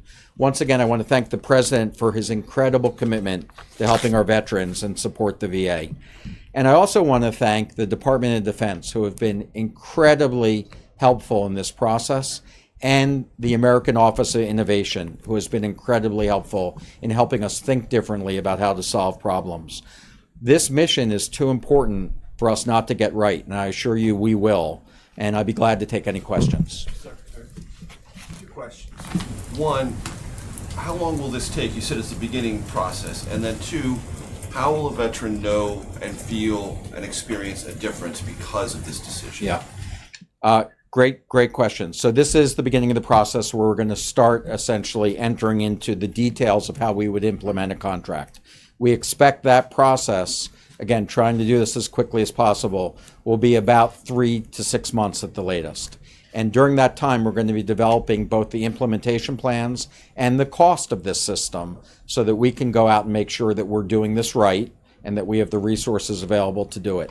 Secondly, to a veteran, they're now going to be able to have a single system from the time that they enlist in the military until potentially they die, one single lifetime record. And so there will never be a need to be able to go back and forth and say, records aren't there for me, or my doctor isn't able to have input into what the Department of Defense is doing, and our community partners need that same type of interoperability. How will that change things for people in the system now? Well, as you know, my top clinical priority is to reduce veteran suicide. One of the areas that we've identified is a gap in the transition when you leave the military and all of a sudden you no longer have that structure that you were used to, and what happens to you before you get enrolled into either VA healthcare or community healthcare. That no longer is going to happen. We're going to have a seamless ability to make sure that information's there. So to a veteran who's experiencing emotional disorders, when they reach out for help, it's going to be easier to get them help. For other people who have physical problems, that same information is going to be there so you can develop a coordinated care plan. Yes, sir. Secretary, you're waiving competitive bidding for this. Do you have a ballpark estimate of how much it's going to cost, and is that factored into your current budget? We have not begun the cost negotiations. We know the Department of Defense had a $4.3 billion contract. VA is a bigger organization, but we have not begun those negotiations. Part of the reason why I have waived that process is because I absolutely believe, and I've spent a lot of time reviewing the materials, it is in the public interest to move quickly. And I also believe we can do this cheaper for the taxpayers by essentially moving forward quickly without a lengthy process. Yes, sir. Thank you, Mr. Secretary. You were part of the last administration. In fact, you were Deputy VA Secretary. Is there a particular reason why this process, which you're announcing today, did not take place during the Obama administration? Did you drop the ball in the Obama administration? Just, if you could explain a little bit about that. This is one of those problems that I talked about last week with all of you that I think spans administrations and has been going on for decades. I can count no fewer than 7 blue ribbon commissions that have recommended that we move in a direction like this. The Commission on Care, which was a $68 million study, came out with this recommendation. And so I think people have felt that this was a direction that they should be moving in. I will tell you, it is hard to make decisions. There's a lot of built-in movement to keep things the way that they are. So while in the last administration, we considered this and we looked at a number of things, I think that it really was this administration and the president's mandate to do business differently that allowed us to move forward with this type of speed. Yes, sir. For the contracting period, at what point in the future, how many months or years when veterans will be transitioning, how will the records seamlessly transfer to VA? When does it kick in? And then the second question will be, who at the White House was involved in this process? We know this is a priority of the OAI. Yeah. So 2 questions. One is about the timing. When does a veteran actually begin to experience this? That is what we're going to be determining, the timeline during this 3 to 6 month period when we roll it out. I do believe, and everything that I'm doing is trying to act with speed, that working with the Department of Defense and already using their planning materials and their change management tools, we will be able to do this much faster than if we had begun it alone. So the Department of Defense has taken a period of time before they've implemented their first system in the Fairchild Air Force Base, which has been successful. But I think we will be able to do ours even faster than they did. Thanks again to Secretary Mattis and the Department of Defense. They have actually detailed over to us some of their key executives who have worked on their project. They now are at VA, and they're helping us actually begin this. So we have institutional knowledge from them that's considerable. Your second question had to do with who at the White House has been working with us. I will tell you that in this decision, I not only reviewed large numbers of reports, independent management reports that we had, consultants who would come in to help us, but I've consulted with all of the stakeholders that I could. hospital CIOs, hospital CEOs, members of Congress, and people at the White House to be able to talk to all the stakeholders to make this decision. At the White House, of course, we've talked with the President's office, but also working closely with the American Office of Innovation. And all of those are stakeholders that contributed to my thinking. Yes, please. Sir, during the Bush years, there was a problem with computers when it came to Medicaid and Medicare. During the Obama years, we know about ACA.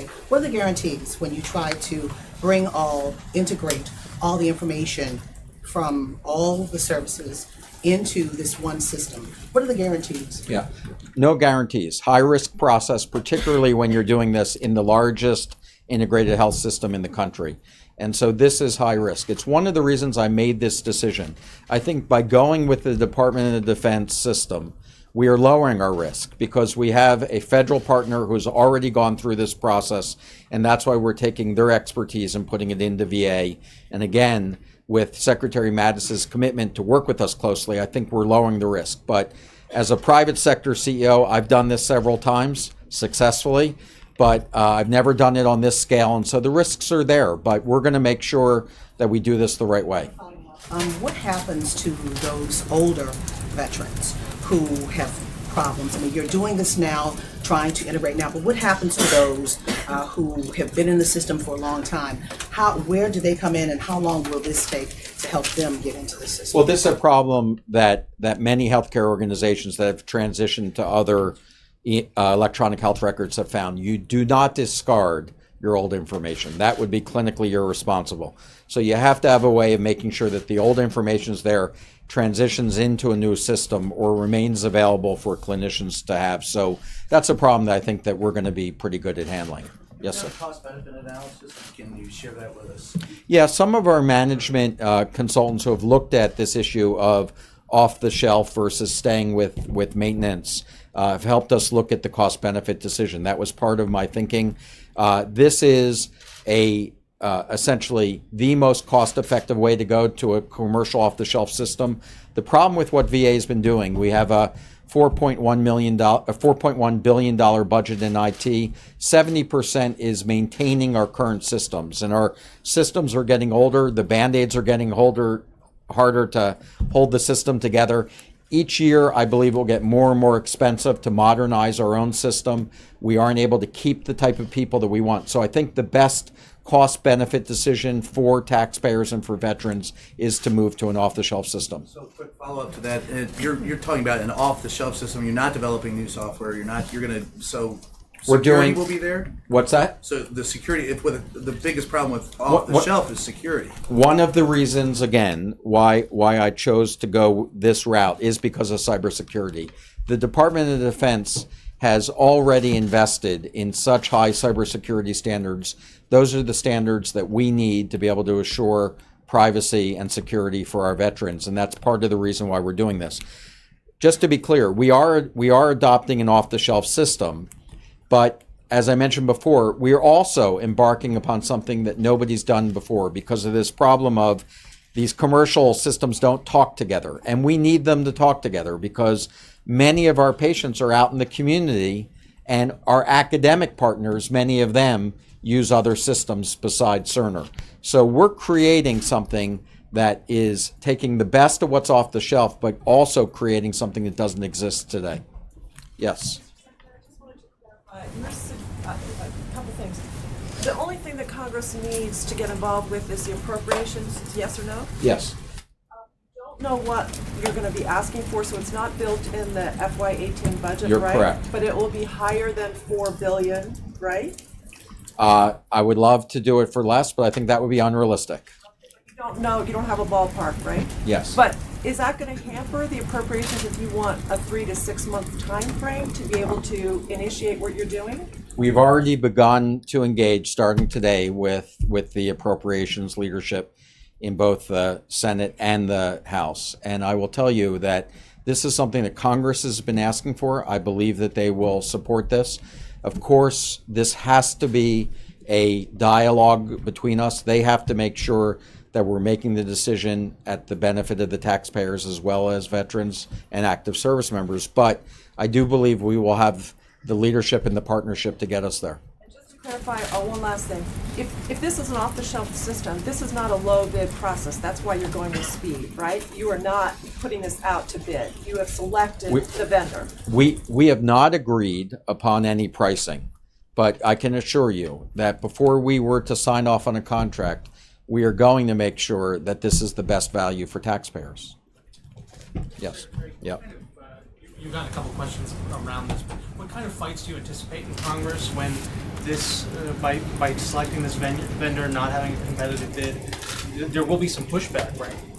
Well, this wouldn't be Washington if there wasn't pushback, but I do not expect any major fights on this. I think that the one thing that I feel extremely proud about the way that Congress has acted when it comes to veterans issues is the bipartisan support when it's the right thing to do for this country's veterans. And I do expect that to essentially carry through on this. That does not mean that it is not appropriate to ask hard questions, to make sure that the due diligence is there, to make sure, as we said, this is a risky process, that we've thought about everything and that we've considered people who have different options. But in the end, I do believe this is something that we will see strong bipartisan support for. Another version of one of my colleagues' questions, EHR has been promised before. Why is it going to happen? It was promised during the previous administration.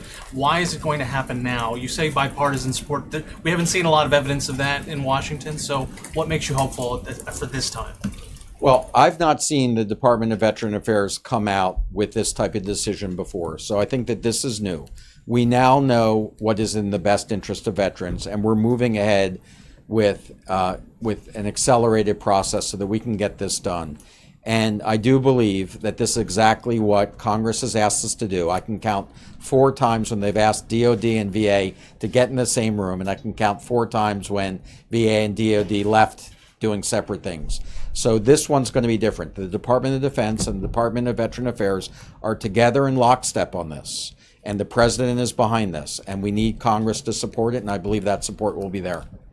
Yes, all the way in the back. Thank you. You mentioned how suicide prevention is one of your top priorities. Suicide prevention, yes. In that context, are you willing maybe to sit down with DOD and encourage the active duty officers to go on record about their mental problems and issues while they are still on active duty, so you avoid in a way that it shows up only after they leave the service? We are doing exactly that. We are in discussions with the Department of Defense. Secretary Mattis and I have talked about this. We know that what we're doing is not enough, and we have to look at exactly the issues that start in the Department of Defense and make sure that we're addressing them. The transition time is and that gap between when you leave active service to when you enter as a civilian and you get health care, that's an area that we have to pay particular concern about. That's why this EHR is going to be helpful. But we have to look all the way back into the process, just as you're suggesting. So we are doing that, yes. Yes, sir. Yes, thanks, Mr. Chair. You mentioned 7 Blue Ribbon commissions have recommended something along those lines. What's been the opposition in the past? What's the main reason it hasn't happened? Well, I think one of the things that we're doing differently in this administration is that we're essentially eliminating some of the silos and turf battles. And frankly, I think that if you put the veteran and the service member first, you would come to the conclusion that we've come to today. But nobody likes to give up power and control over their system. In the Department of Veteran Affairs, we are very, very proud of our history of being the first major system to develop electronic medical record. This was done over 30 years ago by brave clinicians who went on their own and developed this. So giving this up, I do not want to underestimate how difficult that will be for people in the Department of Veteran Affairs. Change is not easy, but when you've had that for 30 years, it's going to be really hard. So this is a major decision for the Department of Veteran Affairs. And as I've said previously, I wish the Department of Defense had joined us years and years ago so that we could be working together. But that isn't the situation I faced as Secretary. They've moved forward. It's time that we move forward and come together. Take one more question. Secretary, I'll Yeah. just drill down on a question Yeah. Zeke asked, which was the Office of American Innovation that is here at the White House. You mentioned they are one of the stakeholders you consulted with. Can you speak about that role, specifically Jared Kushner, who helps lead that office, and what kind of interactions you've had with him in developing this? Yeah. When I became secretary and the office was stood up, they indicated a strong interest in helping the Department of Veteran Affairs, which I welcomed. And when we sat down and they said, talk about the pain points. What do you really need to do to make a quantum leap in where you are? I identified the electronic record. And what we talked about is best practices about how industries make quantum changes, how you go out and solicit information from leaders in the field to make sure that you get the right stakeholders and opinions. And so they were advisory in this process. This decision, though, was fully my decision to make, and there was no influence ever put on this, but they were very helpful in helping us keep and move the process along and in facilitating discussions with the Department of Defense as well. Thank you very much, everyone. Appreciate it. Thank you very much, Mr. Secretary. As the Vice President noted this morning, the American people elected a builder to be the 45th President of the United States, a builder who has a vision for modernizing the entire federal government. Secretary Shulkin just spoke about how that vision is being carried out at the VA, and this morning the President launched a great new era in American aviation, starting with the modernization of our outdated air traffic control system. Today, everything from the cars on the road to the cell phones in our pockets use GPS technology. But Washington has been unable to upgrade the air traffic control system from ground-based radio and radar systems, despite 14 years of attempts by the FAA. This delay has left us stuck with a system that just can't keep up with an industry that has grown exponentially since it was designed. Our current air traffic control system costs our economy as much as $25 billion a year in delays, inefficiency, and unreliability. This is a problem that nearly everyone agrees needs to be solved. Joining the President today were representatives from the Air Traffic Controllers Union, passenger advocates, leaders of airline and cargo companies, and every former COO of the FAA. And those aren't groups that typically agree on much of anything. But even with all of these stakeholders behind air traffic control reform, it was still stuck in the Washington political machine. President Trump was elected to unstick these kind of common sense efforts, and we'll be continuing to work with Congress on getting these principles turned into legislation and getting that legislation to the President's desk. To accompany the President's announcement, the Department of Transportation today launched a new microsite. That's smarterskies.gov, which will continually be updated with fact sheets, Q&A, and other information regarding ATC reform.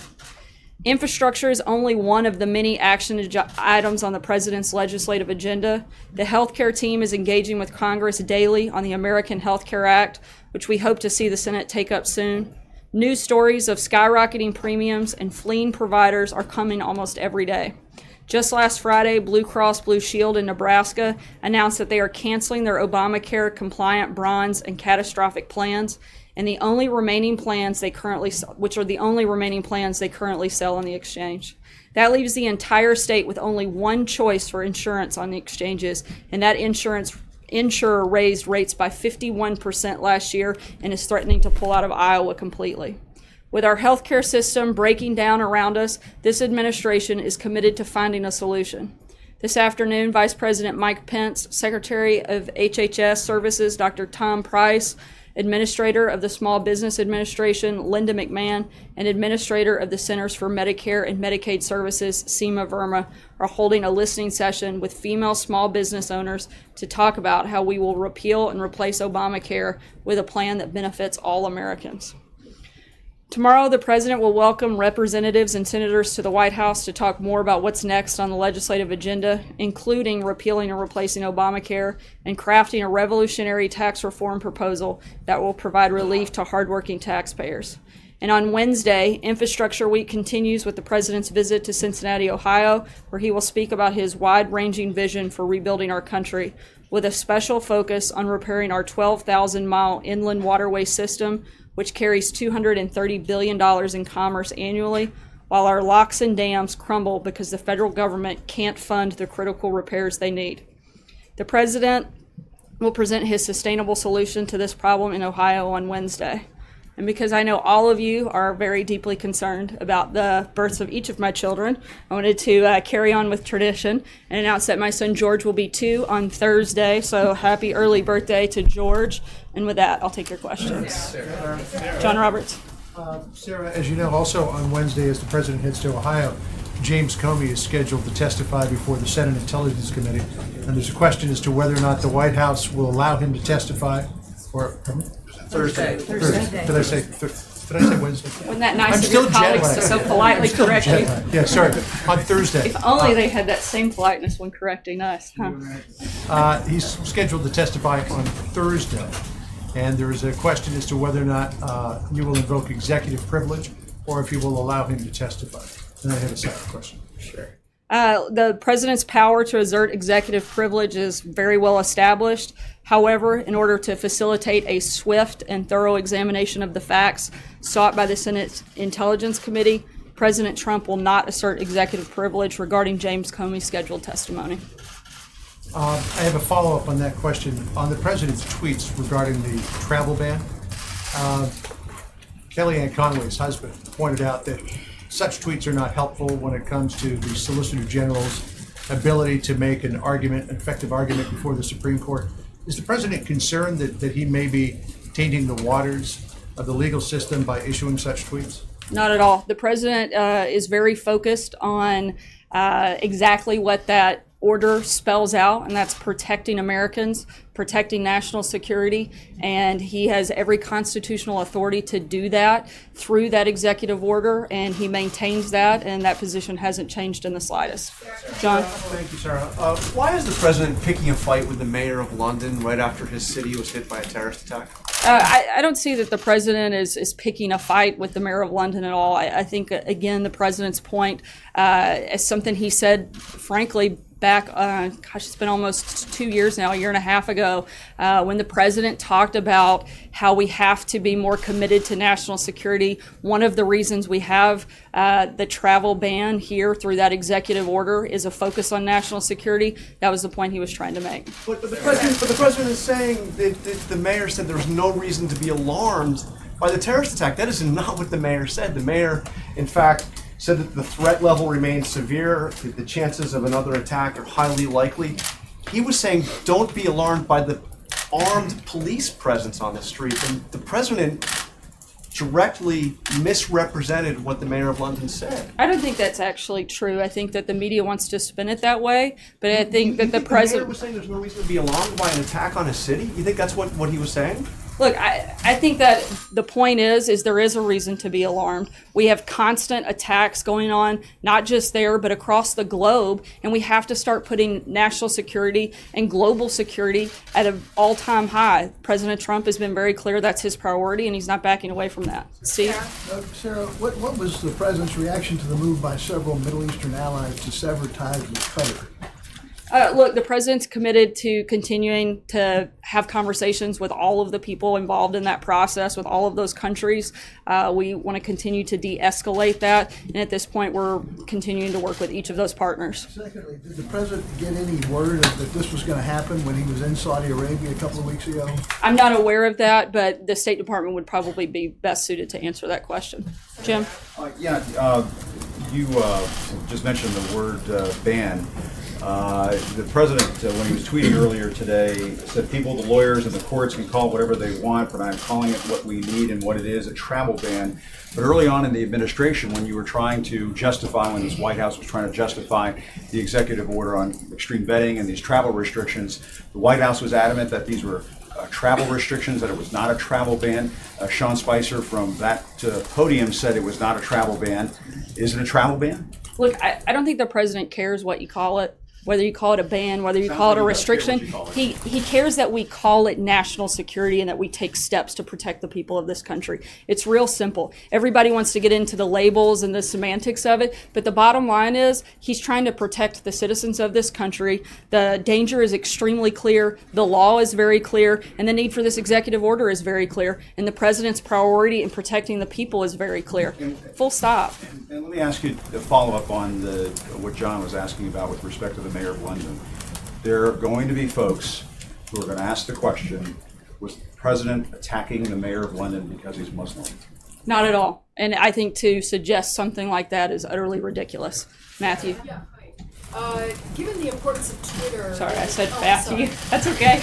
I'll go to you and then we'll come back. All right, back. thank you. Given the importance of Twitter in the president's communication strategy, can you tell us if his tweets are now being vetted by a lawyer or any other aid? And if not, why not? Or if so, when did that start? Not that I'm aware of, but I think social media for the president is extremely important. It gives him the ability to speak directly to the people without the bias of the media filtering those types of communications. He's at this point has over 100+ million contacts through social media and all those platforms. I think it's a very important tool for him to be able to utilize. Matthew. So I have a question about those executive order comments the president made this morning. He said that he wishes that his Justice Department had stuck with the original executive order. DOJ, of course, is part of the executive branch. If he wanted to stick with the original EO, why didn't he order the Department of Justice to stick with that? Why did he even sign the revised one if he wanted to stick with the original? In the purpose, they were trying to meet the demands of the Ninth Circuit. But again, the president's been very clear. He wants to go as far and as strong as possible under the Constitution to protect the people in this country. That's what he felt the first executive order did. The second one was another version of that. But look, let's be really clear about what this is. These are 6 countries that were identified not just by this administration, but by the Obama administration and by Congress that are dangerous, they're unstable, they're volatile, and then frankly, they're not capable or unwilling to even vet people coming in or out. That's what this is about. Everybody wants to make it something different than national security issue, and that's exactly what it is, and that's why the president's so focused on pushing it forward in the strongest form possible. But if it is that important as national security, and he believed the first one was safer and constitutional, then why did he sign the second one if now he's coming out today saying, oh, we never should have done the second one? He was looking to, again, match the demands laid out by the Ninth Circuit and for the purpose of expediency to start looking at the best way possible to move that process forward. Sarah, Allie? I just want to clarify that. So as it is currently written, given that he called it, as Matthew's pointing out, politically correct, a watered down version, does the president support his own travel ban as it is currently written? Absolutely. Again, he supports steps moving in the direction at all levels and forms possible. He wants the strongest executive order out there, and he wanted to move as quickly as possible, and that was the reason for that purpose. Two questions. And the original intent of the travel ban was to provide a temporary pause in order to review immigration policies and procedures of those coming into the United States. That was January 21st, 22nd. It has been nearly 5 months since then. What progress has the administration made looking and vetting and doing some of that while this travel ban is working its way through the court system? Extreme vetting is taking place, and that's extremely important. That was laid out in the memo. I think one other thing I'm sorry? So specifically, though, what is the administration sort of working on when it comes to extreme vetting? Look, I think that, if you want to get down into the details, I would refer you to the Department of Justice on some of those points. But one of the things I can tell you is that there are over 300 people that are under investigation that are part of this process, under investigation for terrorist-related activity in our system, and that's a large part of the vetting process that the president has stepped up. And my last one for you, just mentioned that the president's tweets are, I think, a filter, essentially a way to get around the filter of the biased media when it comes to his tweets, that he sees them as an important way to get his message out. Just this morning, another top advisor in this White House said that the media was obsessed with the president's tweets, implying they didn't matter. So I guess just philosophically, which is it? Do the president's tweets matter, or are they just something that the media gets obsessed about? I think that they matter in the sense that it gives him a communications tool, again, that isn't filtered through media bias. But at the same time, I do think that the media obsesses over every period dot. As John was a perfect example earlier, he made a mistake. His colleague politely corrected him. If somebody from our administration had done the same, all hell would have broken loose, and it would be that, it's just total chaos and conundrum here at the White House. So I think it's just the obsession over every detail of the president's tweets. Statements that come directly from the president's Twitter account? No. Jen? So to follow up on the whole travel ban thing. The president also said this morning he'd like the Department of Justice to ask the Supreme Court for an expedited hearing. Has he done that? Has he asked the DOJ for an expedited hearing? He has. So he instructed them to instruct the Supreme Court. He has asked for an expedited process. I can say that. And then, secondly, can you say on the U.S. ambassador to the UK, can you say why we don't have one yet? Is there a reason for the delay? Something in particular? I'm not aware of that, and I'll have to check and get back to you on that. Sure, Major. Sarah, following up on that last question, in addition to seeking the expedited process, the President said, so we can seek a much tougher version. Is a third version of the travel ban in the works? Not that I'm aware of, but I know that, again, Presidential statement. that the president's going to continue taking aggressive steps every single day to protect the people in this country. I don't think that there's... Asked DOJ to contemplate a tougher version. I think he's asked the entire administration to look for ways we can defeat ISIS and to protect the American people. And if that's part of that process, it could be, but I don't know specifically if that's part of it. And Sarah, from your vantage point then, based on the questions that Jonathan and Jim asked, what is the origin of this confusion or misunderstanding about what the president said about the mayor of London? Is the mayor of London's fault? I'm sorry, I'm not following what you're asking. Well, the mayor of London and many there feel that the president not only took the comments that the mayor of London made out of context, but compounded an emotionally difficult experience for Londoners. Who's to blame for that? Are they misinterpreting the president, or did the president make a mistake? Look, the president's been extremely clear that we stand in complete solidarity with the United Kingdom and protecting that relationship and that partnership, and we're fully committed to doing everything we can to help them in this process, and we condemn any act even similar to that. April? Sarah, how is the president not contradicting this administration when he tweets out travel ban in caps? And when you're talking about extreme vetting, how does he not contradict himself when he's trying to get this thing to go through the Supreme Court? Look, again, I don't know how many times I have to answer this question today, but I'll try to do it one more time. I think that the president isn't concerned with what you call it. He's concerned with national security and protecting people in this country. Whether you call it a travel ban. The court says, he goes from one extreme to the next and it goes back to the first.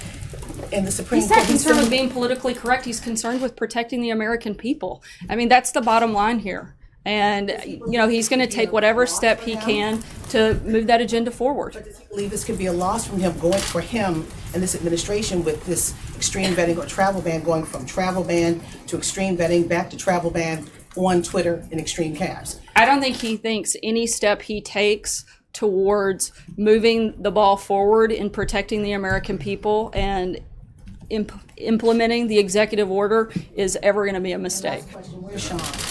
I'm sorry? Where is Sean? He's here today. Why didn't he come out? This is part of my job as well. Did you guys ever ask any of the other deputy press secretaries when they filled in? Position now? I'm sorry? Is he in a new position now, or you just? I mean, he is taking on a little bit of extra duty at this point, so I think it's fairly. Has his position changed then? It's probably upgraded at this point, given that we don't have a communications director. I did not say that at all. Can you I'm give just us a filling little in for more the day, information? April. There are a lot of demands on his schedule, particularly given the fact that there's not a communications director, and this is part of my job as well, and when I'm needed, I'll step in. Nothing other than that. See? One of the major stories this morning in Washington suggested that, in fact, in Brussels, the president was given a draft of his speech to the NATO partners that suggested that he would invoke or at least respect the Article 5 commitments. The senior administration official told us flatly that the president himself did not take the Article 5 reference out of the speech. So, Sarah, who did? I'm not aware of that, and I'd have to check back and let you know. Thanks, guys. Sarah. You could stay longer.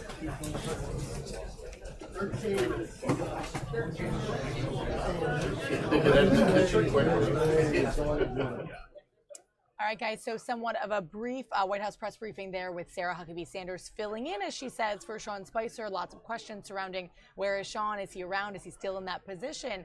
But we heard, of course, right at the top of the questioning about James Comey, who will be testifying later this week on Thursday. We knew that was going to be a hot topic. And then, of course, some other things surrounding President Trump's tweets about the incident in London and talking about the mayor of London and his remarks, and if or not they were out of context. She got a few questions about that, which she sort of avoided and then passed off to the next one. So definitely an interesting briefing there. If you're watching on Facebook, go ahead and join us over on YouTube. We are at Fox 5 DC on the channel to roll out the show. See you guys there.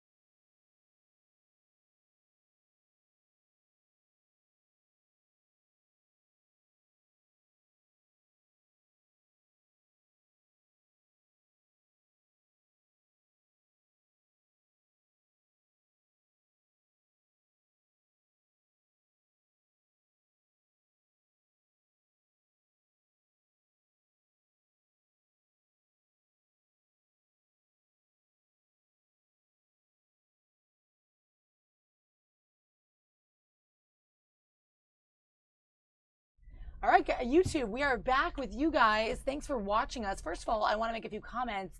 Before we brought the White House press briefing, we had the footage from Prime Minister Theresa May and some of the London live shots from the streets there, the memorial, and I saw that we had some viewers from the UK. So I want to thank you guys so much for reaching out and talking to us. Carrie Ann, talking about sort of the gun situation in the United Kingdom, quoting Oasis there, "Don't look back in anger." I remember that video from the crowd singing that after the Manchester bombing. So lots of connection to the UK on our feed today. So thank you guys for joining us on that. We definitely stand in solidarity with you guys, knowing what had happened over the weekend. Just a horrible weekend with the terrorist attacks on Saturday. So thanks for joining in conversation. Texas, as always, thanks for chatting with us.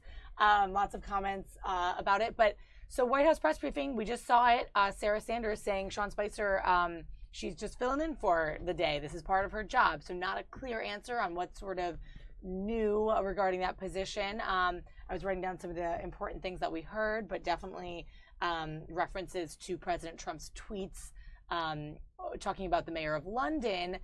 He was sort of condemning the mayor of London for saying, don't say you shouldn't be alarmed, but really other reporters were saying that was taken out of context. So there was a little bit of misrepresentation there, we think.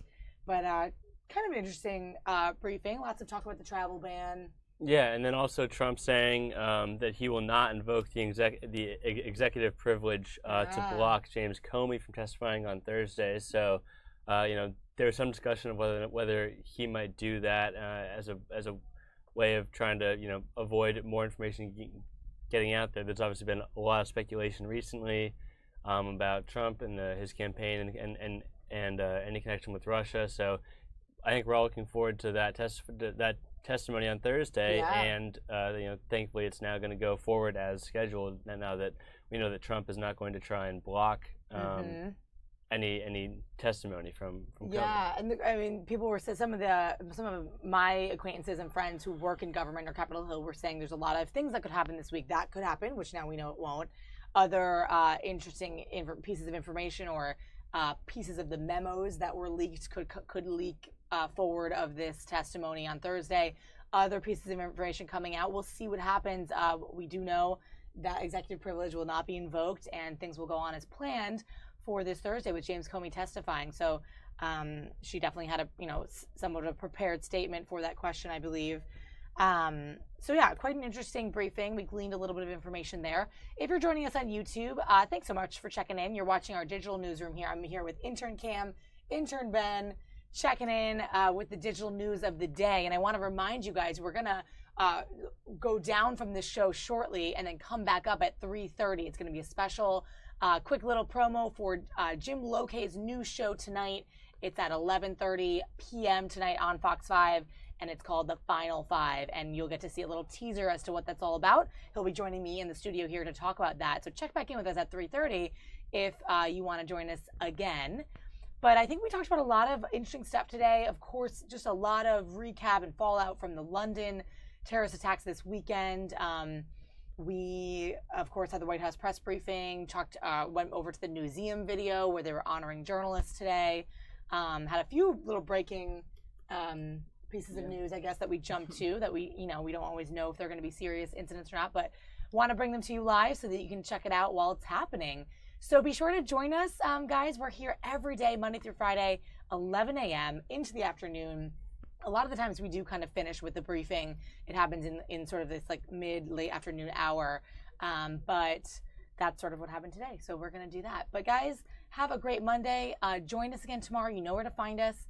Click subscribe if you haven't already. We're going to be back here in studio tomorrow. I'll probably be here with, I think, Ben or Emily, who you saw earlier. Yep. Whoever will be around. Cam might be out on a story. We'll have to see what he does tomorrow, but he'll be joining me for most of this throughout the summer. So be sure to stay with us during the week. That's going to be it for us, guys. It's sort of a rainy, blustery day in D.C. Check out this awesome shot, those clouds over the Capitol.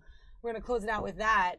So if you want, come back for that 3:30 special promo. We'll see you then, and maybe we'll see you tomorrow as well. Thanks for joining, guys.